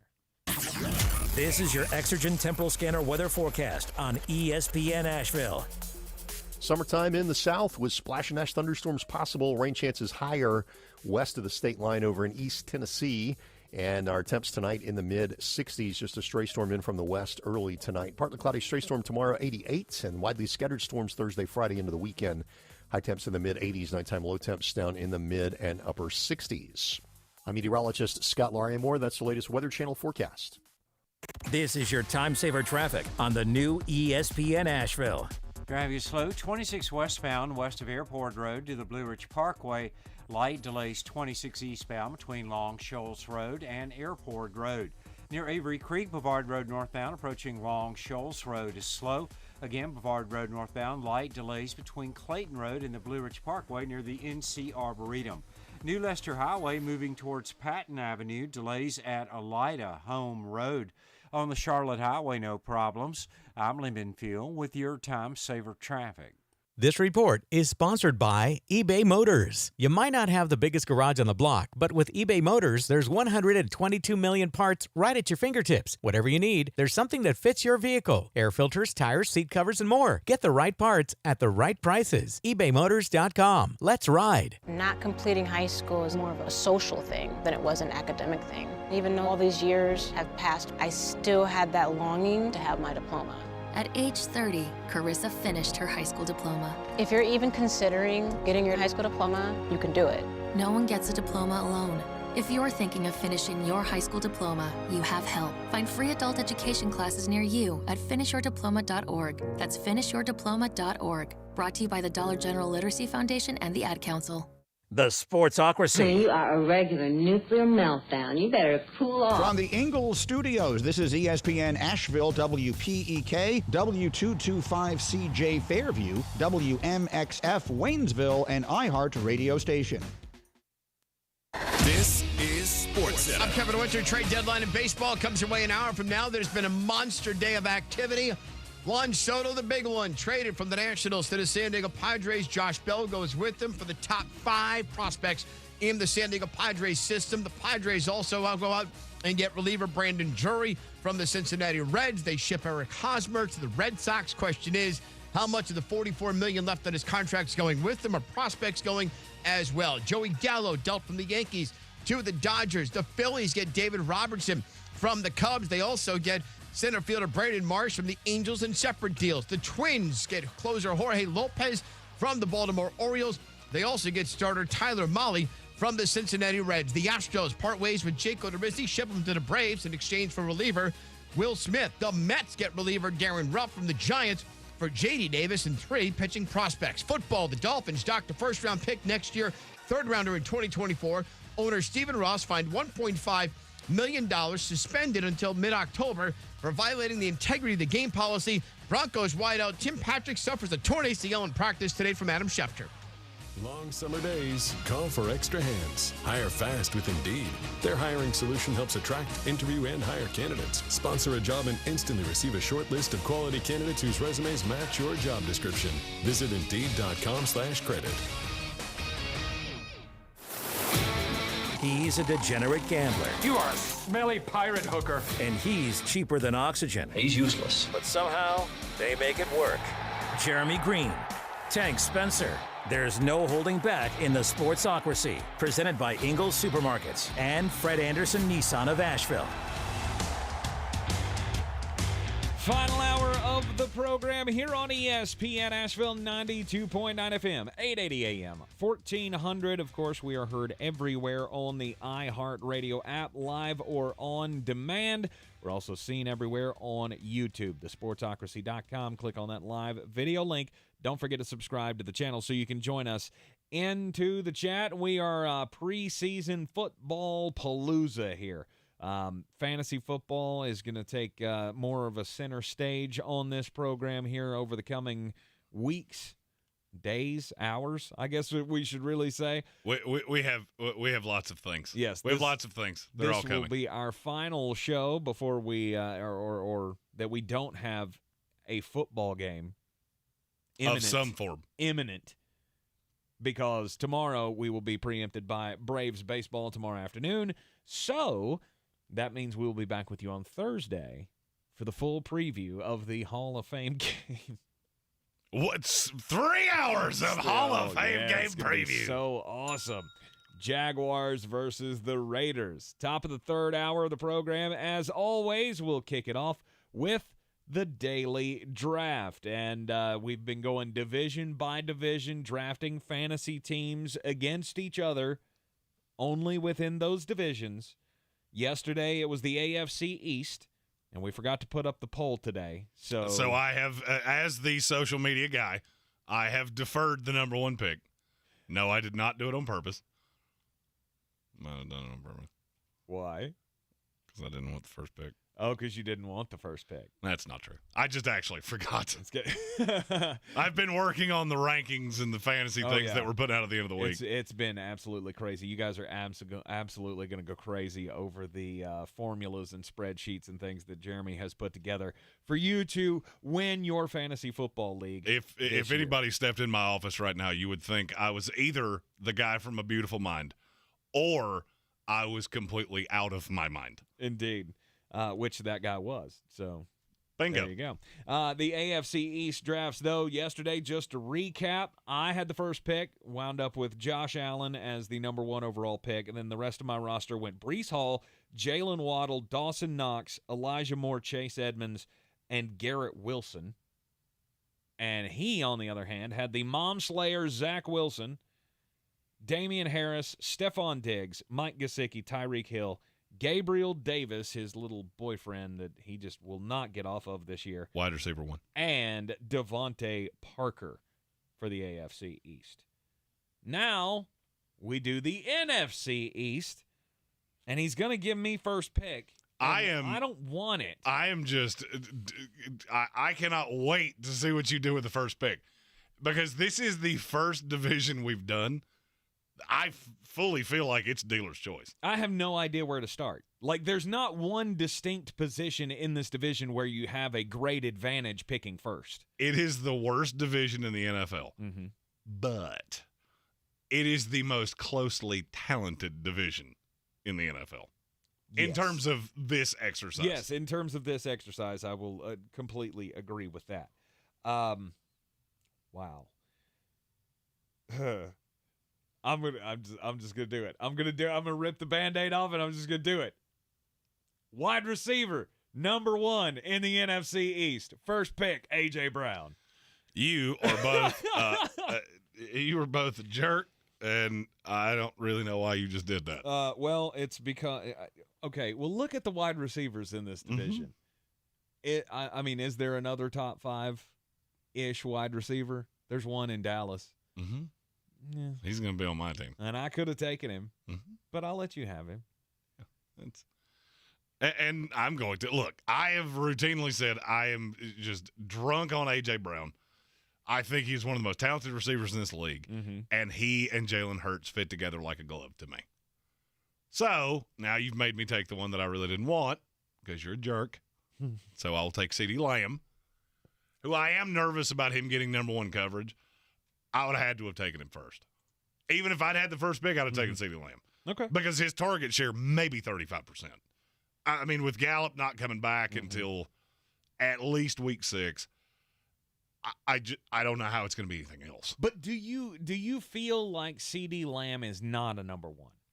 Do you feel the same way about CeeDee Lamb taking over as the number 1 wide receiver here as you did about Juju Smith-Schuster taking over as the number 1 after AB left in Pittsburgh? No, I think he's talented enough. The problem is that there's nothing across this offense to scare you. There is nothing that will scare you off of doubling him. And that just bothers me because now I know anytime I line up, he very well could be in double coverage. And there's not a lot of receivers that can routinely beat that. And I don't think he is that. In terms of receivers in this league, I think he's top 12. Okay. In terms of just talent. I'm not talking numbers. I'm not talking anything like that. I think he is a top 12 to 15 talented receiver in this league. I also think he's probably going to have the highest target share of any receiver in the NFL. Yes, he has massive upside. And when you see our customized fantasy rankings just for you, the patrons of this here program, you'll understand why I'm talking about target share so much, because that is the Mr. Wizard formula that when you play around with that, you'll go, whoa, that does all kinds of things. Yeah, he's playing chess, not checkers, just so you know. Yeah, I do stuff. All right, CeeDee Lamb is the number 1 pick for Team Jeremy. And then I feel like I have to do what I'm getting ready to do. Okay. Because I do feel like from a fantasy football objective, there is one huge advantage. I physically cannot believe I'm about to say this out loud. Oh, my gosh. I'm taking Jalen Hurts. He's taking Jalen Hurts. I'm taking Jalen Hurts. Wow. Because I think from a fantasy football perspective, there is a huge advantage to him over Dak Prescott. Is it because of the legs, because of the running scheme that they run? Yes. Okay. Look, the Eagles were one of the first teams I did. So they were one of the ones that I broke all of the formulas down. And the more I loaded in Jalen Hurts with projections, I have him as like the 4th best quarterback in the NFL, fantasy-wise. So, I mean, for me, that was you thought you were going to upset me with A.J. Brown. The one player I really didn't want you to take was Jalen Hurts. Really? Really. Okay. What does Dak Prescott do? He airs it out all over the yard. Now you've got like my dating record before I met my wife. There's a lot of 3s at best. Nice. I just picked up on that. It flew right over my head. Yeah. Steph Curry's game and my dating record. Slew of 3s. All right, so Jalen Hurts comes off the board. Yee. And see, this is where... See, now the benefit for you is that I just basically handed you... You punted running back. I did. But I'm not as worried about that as you think, and depending on what you're getting ready to do, I'll tell you why.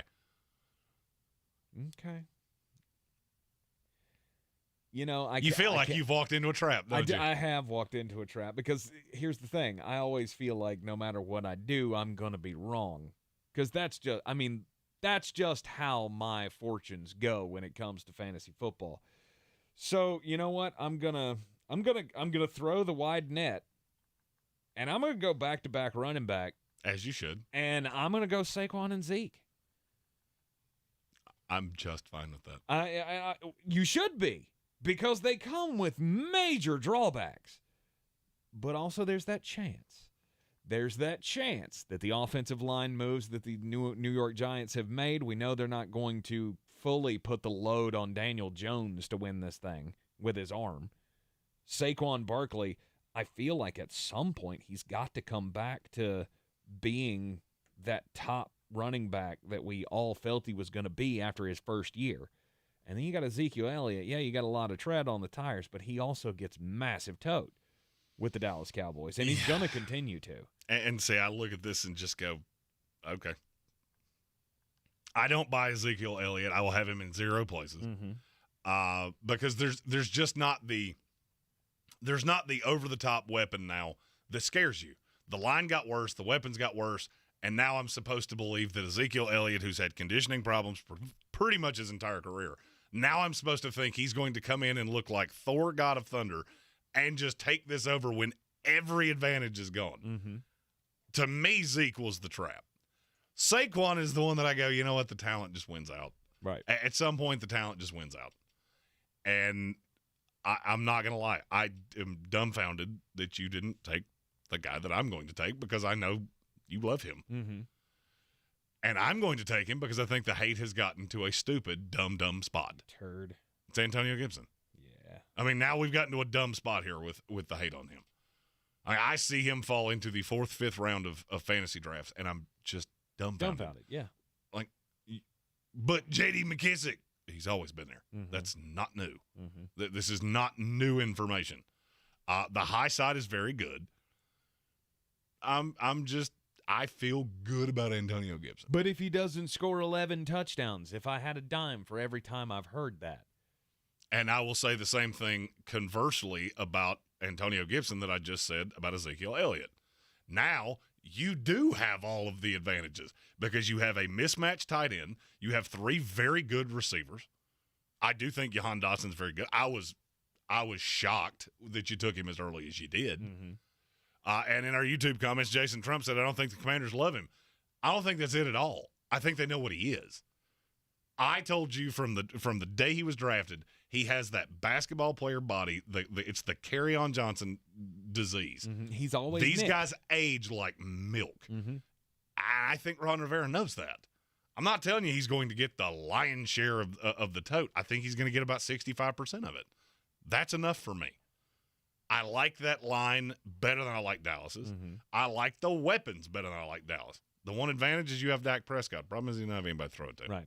I think one of the reasons everybody's off on the Antonio Gibson thing is because we were built up all off season last year. You remember the word that was coming out of Washington from Ron Rivera and company was he's going to be the CMC role. He's going to do the Christian McCaffrey thing. And then they didn't use him that way, and everybody went, okay, well, this is just fool's gold.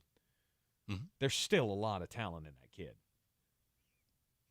Now, I'm going to do that thing I do. You're going to take your break. I'm going to take my break. I'm going to reassess, make sure that I'm not leaving anybody out before you take your 3 more losers to lose to me. Oh, you're in the Sportsocracy here on ESPN Asheville. The draft so far, we got Jalen Hurts, Antonio Gibson, and CeeDee Lamb. A great start there by Jeremy Greene in the All-NFC East draft. I got A.J. Brown, Saquon, and Zeke. We'll round it out coming up next. This is your time saver traffic on the new ESPN Asheville. Traffic slow 26 westbound between Airport Road and the Blue Ridge Parkway on the Captain Jeff Bowen Bridge. Traffic volume busy but moving well. New Leicester Highway westbound moving towards Elida Home Road. Heavy volume and delays, an accident here. Brevard Road in Avery Creek north and southbound approaching Long Shoals Road is slow. Again, Brevard Road northbound approaching the Blue Ridge Parkway near the NC Arboretum delays. Sweden Creek Road southbound approaching Mills Gap Road is slow. I'm Lemon Fuel with your Time Saver traffic. This report is sponsored by Napa Auto Parts. When your ride fires on all cylinders, so do you. That's why Napa is on a mission to keep you in motion. With nearly 6,000 Napa Auto Parts stores and over 17,000 Napa Auto Care centers, the Napa network has everything you need to get up and go. It's back. Countdown with Keith Olbermann, the podcast. Starting Monday, August 1st, a new episode every weekday morning. Political commentary beholden to only one special interest group, facts, plus sports. Did you know I used to do sports? And the worst persons in the world. New episodes every weekday morning. Listen to Countdown with Keith Olbermann on the iHeart Radio app or wherever you get your podcasts. Zero Res Carpet and Air Duct Cleaning, the most trusted and reviewed cleaning company in town. Take advantage of their back-to-school sale going on now. Get 3 rooms of carpet cleaned for only $129 when you mention ESPN Asheville. Easily schedule your cleaning online at ZeroResAsheville.com. Our iHeartRadio Music Festival. September 23rd and 24th. T-Mobile Arena here in Las Vegas. Stream it free on the CW app and CWTV.com. And get ready to win your way there starting Monday. The iHeartRadio Music Festival is connecting all of us. Hyundai is a proud partner of the 2022 iHeartRadio Music Festival. When it comes to electric vehicles that go the distance, we're thinking of every mile. Hyundai, it's your journey. When I finally drove the old car into the grave, I knew there was only one place I was going to go. Fred Anderson Nissan of Asheville, home of the family plan. And yes, they treat you like family. I went in, told them what I was looking for, told them my budget, and in no time, I was signing the paperwork on my certified pre-owned vehicle. They have the area's largest selection on quality pre-owned vehicles and certified Nissans. They go through a 167-point inspection, so you know it's not going to let you down. They gave me the Carfax report, so I know the history of my vehicle. And the Fred Anderson family plan gives me things like oil changes and car washes and loaner cars if I have to have major work done on the car in the future. For me, buying a car has always been an intimidating thought. But the folks at Fred Anderson Nissan of Asheville made it super easy. Don't be like me. Don't wait till the last minute to get a deal done. Go to AndersonNissan.com or stop by the showroom at 629 Brevard Road. And don't forget to mention we sent you from the Sportsocracy and get a $250 bonus on your trade-in at Fred Anderson Nissan of Asheville. There's a lot of talk about heroes these days. Hey, buddy, you want to go fishing? The folks in the funny outfits with superpowers and spandex. All right, buddy, let me help you. But at Ingles, we know that a lot of our heroes Now you look like a pro. are a little closer to home. They're the ones who give us what we need for those everyday adventures. That's why we look up to the ones who look out for us. Don't forget your fish food. Catch a big one. Ingles, See you later, Dad. all Bye. the ingredients for family.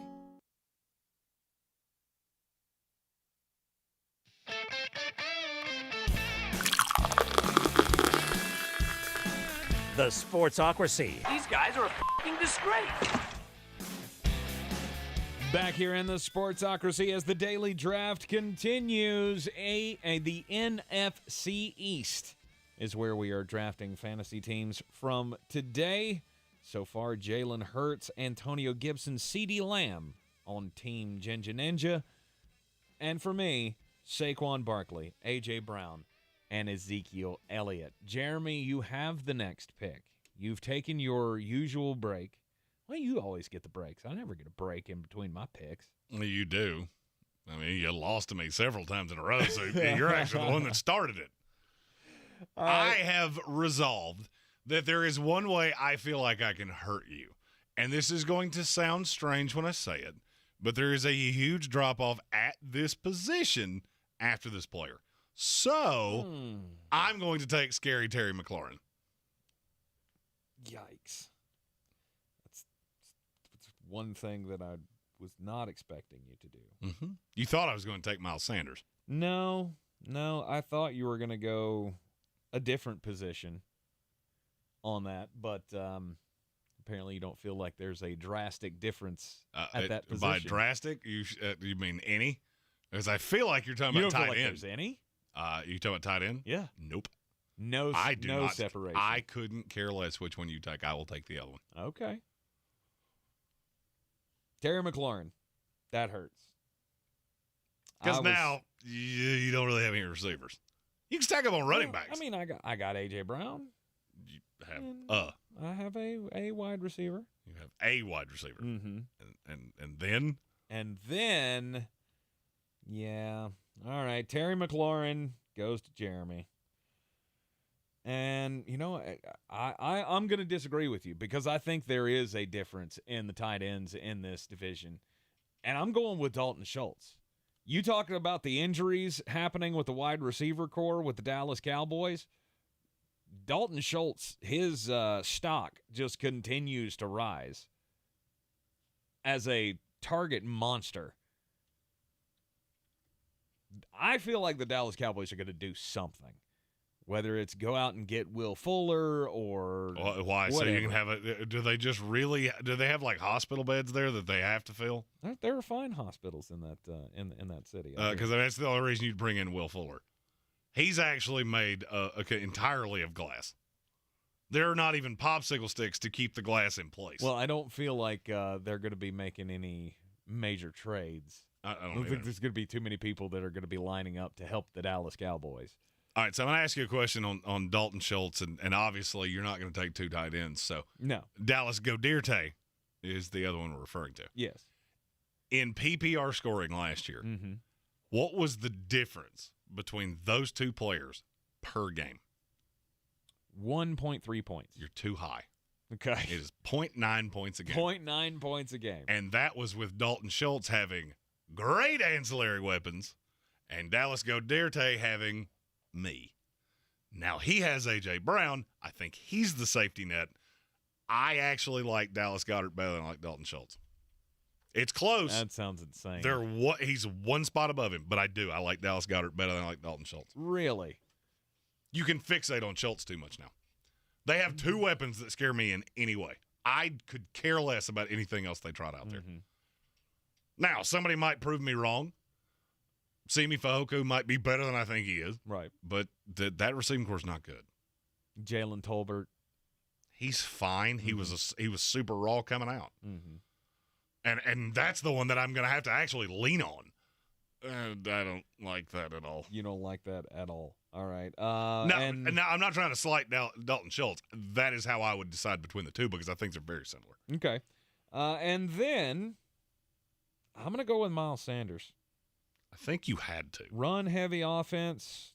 And I get we made the jokes last year that it appears that Nick Sirianni doesn't like Miles Sanders, but at some point, you feel like he has to realize this is the guy. We got to stop it with the Boston Scott stuff. Miles Sanders is a no-brainer for me at this point in the draft. So now I feel like my two are a no-brainer because, well, I have to take a tight end. Yes. So Dallas Goedert is obviously that one. Yes. And I'm going to take who I think by the end of this year is the starting running back at the Dallas Cowboys, Tony Pollard. I flat out think he's a better player at this point. If it wasn't for money, and the just complete immovability of that Zeke deal, nothing I have seen in the last year makes me think Tony Pollard's not a better running back. Yep. And I hate you again. Y'all know how much I love Tony Pollard, and it just didn't make sense to take him before taking Zeke. You couldn't take him before Miles Sanders. I couldn't do that. No. So my last pick has to be a quarterback. So Dak Prescott. I feel like that was pretty obvious. Well, yeah. And now it's undrafted free agent time. And I don't know about you, but I have found this to be particularly difficult today. Today? Why today? Because we get to this point, and I look at it and go, I don't feel like there's a clear-cut choice. Agreed. But there is one. There is one. There is one, and I'm 99% sure that you're not going to take him. There is one that I have my eye on, and we shall see. I think you're going to get who you want. We'll count down from 3, 2, 1. Kadarius Toney. Oh, no! We did it! Oh, it's the first time we've ever had the same UDFA. So now nobody gets him. You did the same thing I was thinking. I was convinced you were going to take Devontae Smith. No. I was convinced you were going to take Devontae Smith. No, because, Kadarius Toney he is the last need they needed. But he's also so good. He's a lightning rod with the ball in his hand. Mm-hmm. And the one thing I will say is I look at that Giants roster, and I believe more in Brian Daboll than I do in anything that's happening in Chicago. Mm-hmm. Because I don't think he fits that offense. If you really think back to all the years Brian Daboll's been in this league, has he ever had a player like that? And the answer is no. No. And then, with whatever pull he has in terms of the draft, they went out and got another one in Wan'Dale Robinson. So what that tells me is they're going to use the players that they have. Mm-hmm. And I don't believe Kenny Golladay can stay healthy. I don't. I think one of those two guys will be good. Kadarius Toney or Wan'Dale Robinson. Mm-hmm. And they could both be good in completely different ways. I had really considered Kenny Golladay at that point, but I just can't believe in it. I can't believe in it after he's been injured so much. And Kadarius Toney can just do so many things with his legs that I feel like Kenny Golladay can't do. And it's kind of how I look at A.J. Brown with Jalen Hurts.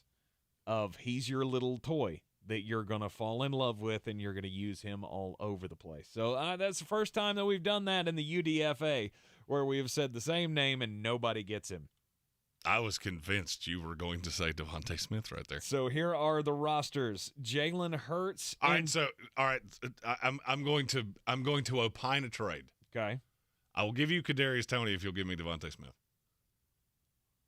I'll back off of it. I thought you were going to take Smith, so I was trying to keep that from happening. I'm in. All right. I'll take that deal. All right. So the rosters are Jalen Hurts, Antonio Gibson, CeeDee Lamb, Dallas Goedert, Terry McLaurin, Tony Pollard, and Devontae Smith. That's a heck of a roster you got there, sir. For Jeremy Greene, on my side, Dak Prescott, Saquon Barkley, A.J. Brown, Dalton Schultz, Ezekiel Elliott, Miles Sanders, and the last need that I needed, another wide receiver, in Kadarius Toney. We'll have the graphic up on social media. You can vote there. We'll have the poll up tomorrow. You can vote there as well if we remember it. That usually decides who gets the first pick in the draft. And actually, it'll not be tomorrow because, remember, we are going to be preempted by Braves baseball tomorrow. So on Thursday, when we reconvene, we will have the is this the AFC West draft time? One of our favorite divisions in all of football, the most talented. It should be a whole lot of fun. Coming back, don't do crimes. This is your Exergen Temporal Scanner weather forecast on ESPN Asheville. Summertime in the south with splash and ash thunderstorms possible. Rain chances higher west of the state line over in East Tennessee. And our temps tonight in the mid-60s, just a stray storm in from the west early tonight. Partly cloudy stray storm tomorrow, 88, and widely scattered storms Thursday, Friday into the weekend. High temps in the mid-80s, nighttime low temps down in the mid and upper 60s. I'm meteorologist Scott Larimore. That's the latest Weather Channel forecast. This is your time saver traffic on the new ESPN Asheville. Traffic is slow, 26 westbound west of Airport Road to the Blue Ridge Parkway. New Leicester Highway near Old County Home Road. An accident does have one lane closed. Delays in both directions here. Near Avery Creek, Brevard Road northbound approaching Long Shoals Road is slow. Brevard Road northbound slow again between Clayton Road and the Blue Ridge Parkway near the NC Arboretum. Sweeten Creek Road southbound is slow approaching Mills Gap Road. Hendersonville Road northbound approaching Mills Gap Road, light delays. I'm Lee Minfield with your Time Saver Traffic. This report is sponsored by Allstate. Are you a safe driver? Are you looking to save money? With DriveWise from Allstate, the safer you drive, the more you can save. At Allstate, better protection costs a whole lot less. Visit allstate.com or call an agent for a quote today. I believe real estate isn't about properties. It's about people. I am Clarissa Marshall with eXp Realty, serving all of Western North Carolina. Navigating the home buying and selling journey can feel overwhelming at times, and that's why having an agent who cares about you and your needs is key. I'm a native of Western North Carolina, and I close over a home a week. I'm an expert in the market, pricing my sellers correctly to net you the most money, and working as a skilled negotiator for my buyers. Please give me a call today at 828-774-6343 to set up a complimentary market analysis.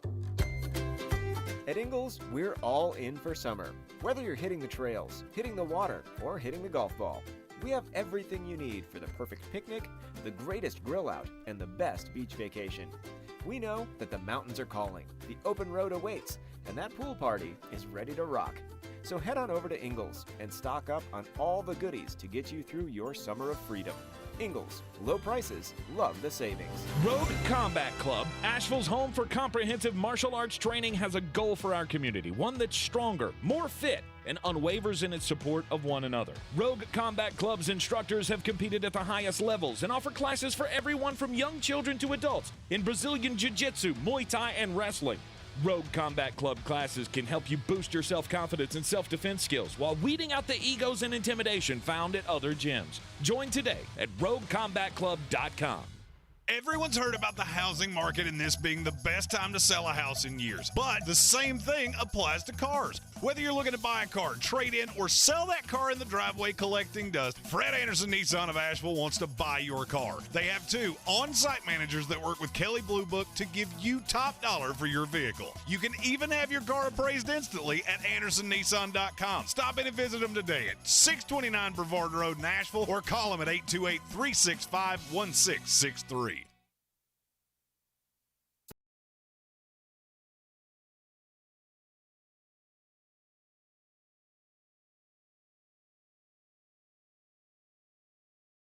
And if you only will learn one thing every day from this show, we want it to be: don't do crimes. Exactly. Don't do crimes.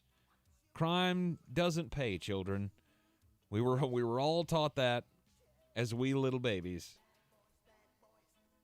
And I think this this next story just goes to show you don't do drugs. Don't do drugs. Because in Maryland, there was a home invasion where somebody reported to D.C. Metro Police that their Tesla had been stolen. Now, when they called the D.C. Metro Police, they didn't get the answer that they wanted. When they said, hey, my Tesla was stolen, the D.C. Metro Police, in turn, said, well, we're busy. We got other things to do. We can't really make this a priority, being as it's only a property crime. So the person followed up on their own. They used Apple's Find My iPhone location to locate their car, which just so happened to be over across the border in Pennsylvania, in Westmoreland County in the Donegal Township. State police in Pennsylvania went to respond. They found the car in a grassy lot near a bunch of cabin suites. This is like a hotel. And as they were investigating the car, a woman came running out of her log cabin suite screaming, "There's a man in my room." You see where this story is going. So the guy went into the hotel room, said he found a key on the sidewalk, and just let himself in to the log cabin because he needed to go potty. The woman was unpacking her bag, and he came out of the bathroom and started, quote, acting erratically. Frantically, she ran out to the state police, and she told them that there's a strange man in my room and that she had left when he started acting all weird. Complaint said that the victim described the man to police and provided them with his direction of travel because he fled after that. They located him, attempted to detain him, and that's when police say he threw a soft drink cup at them and then tried to draw a stun gun from his pocket. Bad call. Bad call. Needless to say, he was taken into custody. It does not say how violently he was taken into custody, but I'm going to guess it was sizable. I'm going to say it was a 7 on that scale. It's a 7. And police say that the first victim was able to provide photos from the burglary of which the Tesla was taken, and lo and behold, the man that they arrested was wearing the same clothes. My story is about 26-year-old Corey Allen Martin. Okay. He's a resident of Salt Lake City, and he had a problem.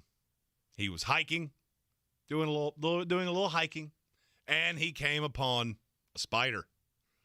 There's no crime in that. No. There are many people that are scared of spiders. Mm-hmm. I had to kill one for Amanda Fox that does the morning show on 99.9 Kiss Country earlier last week. However, there is a crime with how he decided to kill the spider. Okay. He decided that he was going to use his lighter to incinerate the spider. There's only one problem. Mm-hmm. Utah has been in a horrendous drought. Oh, no. He started a wildfire. Oh. Not only did he start the wildfire, he explained to police what he had done, and as you do when you do something stupid, he was searched by the police, at which time he was found to be in possession of what? Narcotics. Drugs. Yeah. He had a jar of marijuana with him, although the story does say it did not appear that he was high. Mm. Although, since you decided to try to incinerate a spider, it probably would make a lot more sense if you were. He was charged with starting a wildfire, possession of narcotics, and paraphernalia. Yikes. Okay, just fire and outside don't agree with each other. Just kill the spider. Or just leave the spider alone. That seems a very intimate way to try to kill the spider. I mean, unless you've done the thing where, it shoots the flame out of that cheapo lighter that you got at the gas station. Oh, you mean the one that'll burn your eyebrows off if you're not careful? Yeah. Unless you've done that with it, I mean, you got to get pretty close to that spider. Just stomp on it and be done with it. If you're that scared of the spider where you have to kill it, I promise you're not cremating the spider. Ugh. Like some kind of a religious ceremony, or you're trying to send it to a higher power and Stupid criminals. It will never stop being funny. Started a wildfire. How bad did the wildfire get? It burned 40 acres of... Holy smokes. Yeah. It's a lot of fire. Not good. No. Don't do crimes. All right, to wrap up our what to watch in the preseason of the NFL. Before we do that, we have a super chat from my brother from another mother, Colin Greene. He said, I will lose my mind over George Pickens, Peyton Turner, and Smoke Monday. 2 of those 3, you're right. Unfortunately, Smoke Monday had what is feared to be a significant knee injury today. He had been quite impressive in Saints camp, though. Mm-hmm. George Pickens is a guy that I'm looking forward to. And I'm locked in on Peyton Turner too. See, to me, that's the thing that I look forward to most about preseason is rookies. Watching the rookies or the guys that just haven't, a draft pick from last year that didn't play a whole lot or I didn't see enough of. Aside from that, I really couldn't care less. I'm interested in the rookies. I'm interested in the lower tier guys. I will be putting out a list next week of guys that you have not heard of that are going to overproduce. Mm-hmm. All right, the South divisions in both of the conferences, the only ones that we have not touched on yet. Let's start with the AFC South. We'll keep Panther fans hanging on here for a little bit. Let's talk about the Jacksonville Jaguars, who we're going to see against the Las Vegas Raiders. Well, some of them. Against the Las Vegas Raiders. Very, very few of them. Coming up on Thursday night. This is going to be kind of a strange answer because there's so many moving pieces on this team. Mm-hmm. Mine's Devin Lloyd. I was dumbfounded how far he fell. But I did have a bit of a reservation with him going into the draft of I don't really know how you fit in a 3-4. Mm-hmm. And so now I look at everything on that Jacksonville defense and go, it's all miscast. Like, why? All of you are playing in some shape, form, or fashion out of position. I have seen that work where I look at this and go, I've never seen any of these guys do this. The talent doesn't necessarily seem to fit this. I've also seen it explode. Mm-hmm. So I'm going to say the same thing about Jacksonville that I said about Minnesota. I want to see how this defense looks. They have a lot of pieces I like. Mm-hmm. Foye Oluokun and Devin Lloyd is I think it would be wonderful to see those two next to each other. That's an interesting combo of linebackers. Mm-hmm. You've also got Trayvon Walker standing up, which I still to this day don't fully understand, but because Trent Baalke. Hey, he's got all the athleticism in the world. He could play any position. Oh, it could absolutely work. Mm-hmm. It could also be the ramifications of trying to cremate a spider. Yeah, that second level of the Jaguars' defense could be unbelievable, although it could also flame out. It could also be bad. All right, let's go for the Jacksonville Jaguars to the Houston Texans. How bad can one NFL team actually be? That is my number one curiosity. How bad can a team actually be? Mm-hmm. Now, I will say something nice because I'm in a good mood. I could see a path where the breakout tight end, I have long been dubbed the tight end whisperer, Brevin Jordan. Mm-hmm. I will not be shocked if a year from now we look at him as a top 12 tight end in the NFL. Okay. I just don't love many of your targets, but I do like Davis Mills. And I think there is talent on that offensive line. So you may have some time. It could be a lot of dump-offs, maybe not as many touchdowns as you want, but I always liked Brevin Jordan, and he's going to get an opportunity here. The Indianapolis Colts. This is going to sound a little cyclical.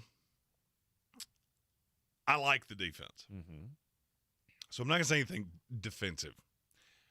I want to know, is Jonathan Taylor going to get that ridiculous workload again? Or do you believe in one of these 43 running backs you have on this roster to take a little bit of the workload off? Mm-hmm. If you've listened to the show for any period of time, you know I do not love seeing 300-plus touch seasons for running backs. Because typically by the third time you've done it, they break. I don't want to see that for Jonathan Taylor. There has been a lot come out about Devontae Price, the rookie out of Florida International. I'm just going to go ahead and do that. The other day on I effused about him for 4 months. The other day on Get Back Together Saturday that the NFL Network was covering, they interviewed Jonathan Taylor, and they said, who's the fastest guy in that room? Because you got a lot of wheels with Jonathan Taylor and Nyheim Hines. And he said Devontae Price is the one guy that every time he has touched the ball in camp, he has run by whoever has been around him.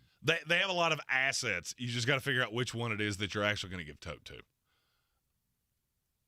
I will be curious to see what order they run in. I mean, you do realize Tyson Williams and Phillip Lindsay are both on this roster. Yes. They have a billion running backs. I just hope one of them they actually trust. Nyheim Hines is always going to be the passing down guy. Mm-hmm. He will, in my opinion, he will never be more than that. I want to see somebody that can take some of those between the tackles runs. How about the Tennessee Titans? It's all about the wide receiver position. Somebody has got to separate themselves. Mm-hmm. I know what Robert Woods is. There has been some positive about Traylon Burks. Finally. Yeah, I mean, and that happens sometimes. But when you get past that, it gets gnarly. Mm-hmm. I mean, I'll just be as nice about it as I can be. I mean, Nick Westbrook-Akina is the 3, and it's a significant drop-off, I will say, to Kyle Phillips and Dez Fitzpatrick. Mm-hmm. So somebody needs to step up. That's another one where I will tell you they have 2 tight ends that I'm vaguely interested in. Austin Hooper for 1 year and Chigi Okonkwo from Maryland for the long term. Over in the NFC South, talk about the Atlanta Falcons. This is another one that falls into the category of how bad can a team be. And I fully agree with that. I think there's something to the Tyler Algier hype. Really? I'm going to use the old Nancy Reagan line about porn. Mm-hmm. I can't always describe it, but I know it when I see it. there are guys that get hyped in preseason camps, and it's all mouth words. Mm-hmm. It doesn't really mean anything. Like, oh, look, they were so impressive, and beat writers start talking about them. Javian Hawkins. You take a lot of swings, you're going to miss from time to time. I wasn't pointing that out for you. I'm saying there was a lot of talk that Javian Hawkins was going to be the guy. Well, and I fell for it too. And then Cordero Patterson happened. And I'm not sure that Cordero Patterson's not going to revert to more of a weapon as opposed to the 17 to 20 touch a game bell cow that he was last year. I think there's something to Tyler. Wide receiver core needs help. Oh, no, I mean, not that much. You got Drake London, who's a phenomenal young player, and the steal of the offseason in Auden Tate. I mean, no doubt, lock it up championship. I am looking forward to seeing Auden Tate get an actual shot to contribute. Which he'll have a shot as the 4. Might be higher than that. Over Brian Edwards. I don't necessarily know who would be Olamide Zaccheaus. He's more talented than Olamide Zaccheaus. They just do two completely different things. Right. They have one of the biggest receiver rooms you will ever see between Auden Tate, Drake London, and Kyle Pitts. All right, let's talk about those New Orleans Saints. For me, it's all about Jameis Winston. It's all about Jameis Winston, and it's all about what falls in behind him. Look, I get that he's looked good. You're coming off an injury that obviously makes me nervous. There were some reports that maybe it's not all hunky-dunky. I mean, the defense is terrifying. The defense is the Sasquatch of the NFL. It's just terrifying. Right. So I don't really have a lot of fear about that. I like all of the weapons. I think they've done a good job with that. I like the offensive line. It all falls into the quarterback. And look, you're not going to see much of Jameis Winston. I also kind of want to see how you'll always see vanilla offense in the preseason. I want to know how vanilla. Because if this is like Baskin and Robbins vanilla, that makes me a little nervous that you're not going to be as dynamic. Dennis Allen, obviously, the offense is going to take a step back. You don't have Sean Payton anymore. That's invariable. But I want to see how much. Jameis Winston's the one player in New Orleans that I think all of their hopes ride on. All right, let's talk about fire them cannons, my Tampa Bay Buccaneers. Can you stay healthy? Yeah, things are just it has not started well for you. Ryan Jensen goes down on day 2. We had Tristan Wirfs cramping out and passing out at camp today. It was not pretty. Hopefully, I mean, just let's call it now. Let's just call it quits. No more camp. No more preseason. Let's just go. Well, you're also a team that's you're one of those that you're gonna need to see some of these young guys step up defensively. Joe Tryon, Shoyinka. Yep. What are you actually going to get from him? What are you going to get from Logan Hall? Because the depth here is non-existent. I said in the preview to this season, there is no team that can less afford injuries than the Tampa Bay Buccaneers, and it has not started well. No, you've already seen it, and Chris Godwin's not going to be back for a while. Ryan Jensen's going to be gone for multiple months of the season. We still don't have a definitive on ACL or whatever it was. I have not heard a definitive. No, they're still looking into it. Like, damn, was the swelling that bad? Well, I mean, they figured out Tim Patrick's in about 45 minutes. Right. I mean, literally, I think the tweet went out about the time this show started. They've already. Oh, maybe it's Tom. It's the Tom effect. The Tom came down, and now Tampa's doing that thing that New England did with injuries for so many years, just hiding the serious ones and downplaying the rest of them. And finally, the Carolina Panthers. I'm not saying this because we're Panther affiliates. I'm not saying this because we're in Panther market. I'm not sure that Carolina's not the most interesting of the 32 teams in the preseason because there's so many moving pieces with so many young pieces. I'm curious to see what the defense looks like. I'm curious to see what the wide receiver rotation looks like. I like a lot of what Carolina has. I will die on my shield if I think Sam Darnold is more talented than Baker Mayfield, and I think you're going to see it. I think it's going to become obvious reasonably quickly. And behind this line, I don't think this team's as bad as a lot of other people do. Right. There is talent, but I want to see how all of the young pieces coalesce. Mm-hmm. Apparently, Ike Makwanu has been playing at guard for the last couple of days. I'm not surprised by that. That's more of a versatility thing. He's going to come in and play left tackle. But I will tell you, they like Brady Christensen, and they have since the minute he got there. Brady's apparently the one that's been taking the snaps at left tackle. They've liked him since he got there, and I understand why. I liked him a lot, too. He is a gigantic human being. Mm-hmm. And that just gives you some versatility. If it starts as a struggle with Aquana, they're going to give him every shot to be the left tackle. But if things don't go well, I said this when you drafted him, your floor on him is he becomes a 10-time Pro Bowler at guard. So to me, it's all about the quarterback battle with the Carolina Panthers. That's the number one most interest story that we have in all of football, I think. And I'm not sure how much of that you're actually going to see on the field in a preseason game. I'm just not sure that this is going to bear itself out that way. Mm-hmm. You're going to catch more from training camp. You're going to catch more from beat writers. Because I don't know about you, I have gotten no impression of where this actually. No. Right now it seems to be that the media is playing even keeled. Mm-hmm. Because one day it's Sam Darnold highlights, and today I've seen one miracle throw basically from Baker Mayfield.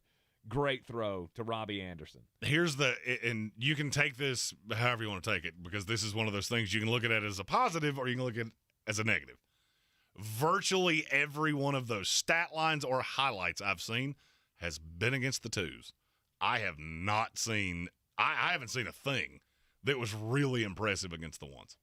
I have never seen a weight loss program work the way that PhD weight loss has worked for me. Just over 6 months I have been on this program since the week of Thanksgiving, and I have lost over 80 pounds thanks to the healthy nutrition that is provided to me by PhD Weight Loss. They give you 80% of the food that you need to have success on this program. They have little snacks and protein crisps and candy bars and all that. All the things that you need to satisfy your palate while also dropping the weight really, really fast. When we went into PhD, Tank's biggest qualm was he wanted to lose a considerable amount of weight. That wasn't my problem. I, in my older years, had gotten very lazy, and like a car that you don't service, it was starting to cause problems. My knee hurt, my back hurt, I didn't sleep well, and so I wanted to slim back down. Now, after just a little over half a year on this program, I'm back to my high school weight. I'm as mobile as I have been in my adult life, and it's all thanks to the plan and program of PhD Weight Loss. I am knocking on that door of 210 pounds after walking in at 295. You want to see results like that? Go to myphdweightloss.com today. PhD Weight Loss, the official weight loss program of the Clemson Tigers and their fans. When we come back from the break, Jeremy's got one worked up. He'll be mad. This is your time saver traffic on the new ESPN Asheville. Lane delays 240 eastbound between Tunnel Road and Exit 8. 26 westbound slowing between Airport Road and the Blue Ridge Parkway. New Leicester Highway near Old County Home Road heading westbound. An accident here. A lane is closed. Expect congestion in the area. Hendersonville Road southbound between the Blue Ridge Parkway and Overlook Road is slow. Sweeten Creek Road northbound from the Royal Pines area to Mills Gap Road delays. Near Avery Creek, Brevard Road northbound approaching Long Shoals Road is slow.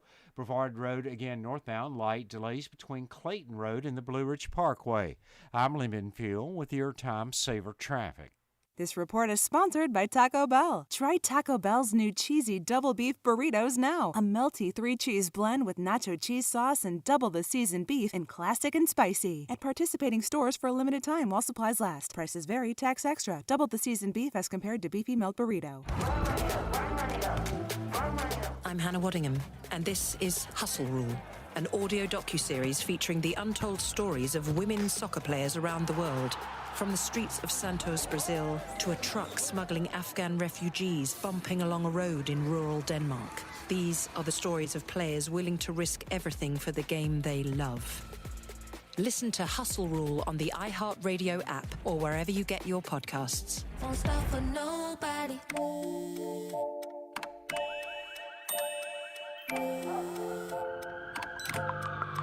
The world is always on. But you shouldn't be. Put junk sleep to bed. At Mattress Firm's Black Friday Now sale, save up to 60% on Sealy, with queen mattresses starting at $279.99. Talk to a sleep expert today and unjunk your sleep. They say singing can help you remember things, so here's some tips for parents out there during these tough times. Number 1. Make sure your kids wash their hands for 20 seconds after they've coughed or sneezed or been outside. 2. Virtual play dates, social and physical distancing can help save lives. 3. Tell them they're safe and show your love and pride. Yes, we'll get through this together. Find out more at coronavirus.gov. A message from the CDC and the Ad Council. If cleanliness is next to godliness, look around the car right now. Is that very godly? Look, life comes at you fast, but so does WBNC Auto Detailing. They have the tools to make your interior look like it's coming off the showroom floor. You don't believe me? Check them out on Instagram. All that filth and years of stains disappear. WBNC Auto Detailing does full interior and exterior details with paint correction, and they do wax and ceramic coatings. Call WBNC Auto Detailing at 455-3700. Premium care with a Southern hospitality touch. Real estate isn't about properties, it's about people. I'm Clarissa Marshall with eXp Realty, your native realtor serving all of Western North Carolina. I will work hard for you, and I believe in doing the right thing every time. I market each of my listings to reach out-of-town buyers. I use a professional photographer and drone video on every single listing, as well as collaborate with agents across the country to find your buyer. Check me out online at clarissasellswnc.com or give me a call at 828-774-6343. It would be my pleasure to assist you through the real estate process. Dirty Perky Sharkaback Flack! I'm as mad as hell, and I'm not gonna take this anymore! Sharkaback Flack is Morton Good. Let the hate flow through you. I'm sure we all heard the adage when we were children that actions speak louder than words. Well, apparently somebody in sports doesn't get this, and his name is Orlando Brown. After basically forcing your way out of Baltimore, you wound up in Kansas City. And then there has been no inroads to a long-term deal because in spite of the fact you're nowhere near the best left tackle in this league, you want to be paid that way. Well, of course, now you're in training camp. His little, what is it, hold in? Mm-hmm. That is the stupidest phrase, but that's a story for another day. Mm-hmm. Has ended. So now he's talking to the media, and here was his quote: "I want to be here. I want to finish my career here in Kansas City. I'm sure questions are out there, but to me, with the contract situation, it just wasn't enough guarantees." So let me get this straight. I could argue you're not a top 10 tackle in this league. They offered to grossly overpay you. And then your first thing to come out and say, when you were so offended I can't be a right tackle in Baltimore, was, "It's not enough guarantees." Are you kidding me? If I'm Kansas City, I'm good. I'll cut my losses. I'd be over it, and I've been thinking it since about the minute he got traded there. If I'm Kansas City, I'd be in the same boat I'm in and be mad. Check us out at thesportsocracy.com. No program tomorrow afternoon. Braves baseball here on ESPN Asheville. We'll be back with you on Thursday. One day closer to football, one day closer to Jeremy's big master plan fantasy football projections. It's going to be good. We'll see you tomorrow. We'll see you Thursday. This is your Exergen Temporal Scanner weather forecast on ESPN Asheville. Summertime in the south with splash and ash thunderstorms possible. Rain chances higher west of the state line over in East Tennessee. And our temps tonight in the mid-60s. Just a stray storm in from the west early tonight. Partly cloudy stray storm tomorrow, 88. And widely scattered storms Thursday, Friday into the weekend. High temps in the mid-80s. Nighttime low temps down in the mid and upper 60s. I'm meteorologist Scott Larimore. That's the latest Weather Channel forecast. This is your time saver traffic on the new ESPN Asheville. Traffic slowing 26 westbound west of Airport Road to the Blue Ridge Parkway. Hendersonville Road southbound delays between Biltmore Forest and Overlook Road. An accident in this stretch. Sweden Creek Road northbound approaching Mills Gap Road is slow. Brevard Road northbound in Avery Creek approaching Long Shoals Road, light delays. And again, light delays Brevard Road northbound between Clayton Road and the Blue Ridge Parkway. On the Charlotte Highway, no problems. I'm Lyndon Field with your Time Saver Traffic. This report is sponsored by Taco Bell. Try Taco Bell's new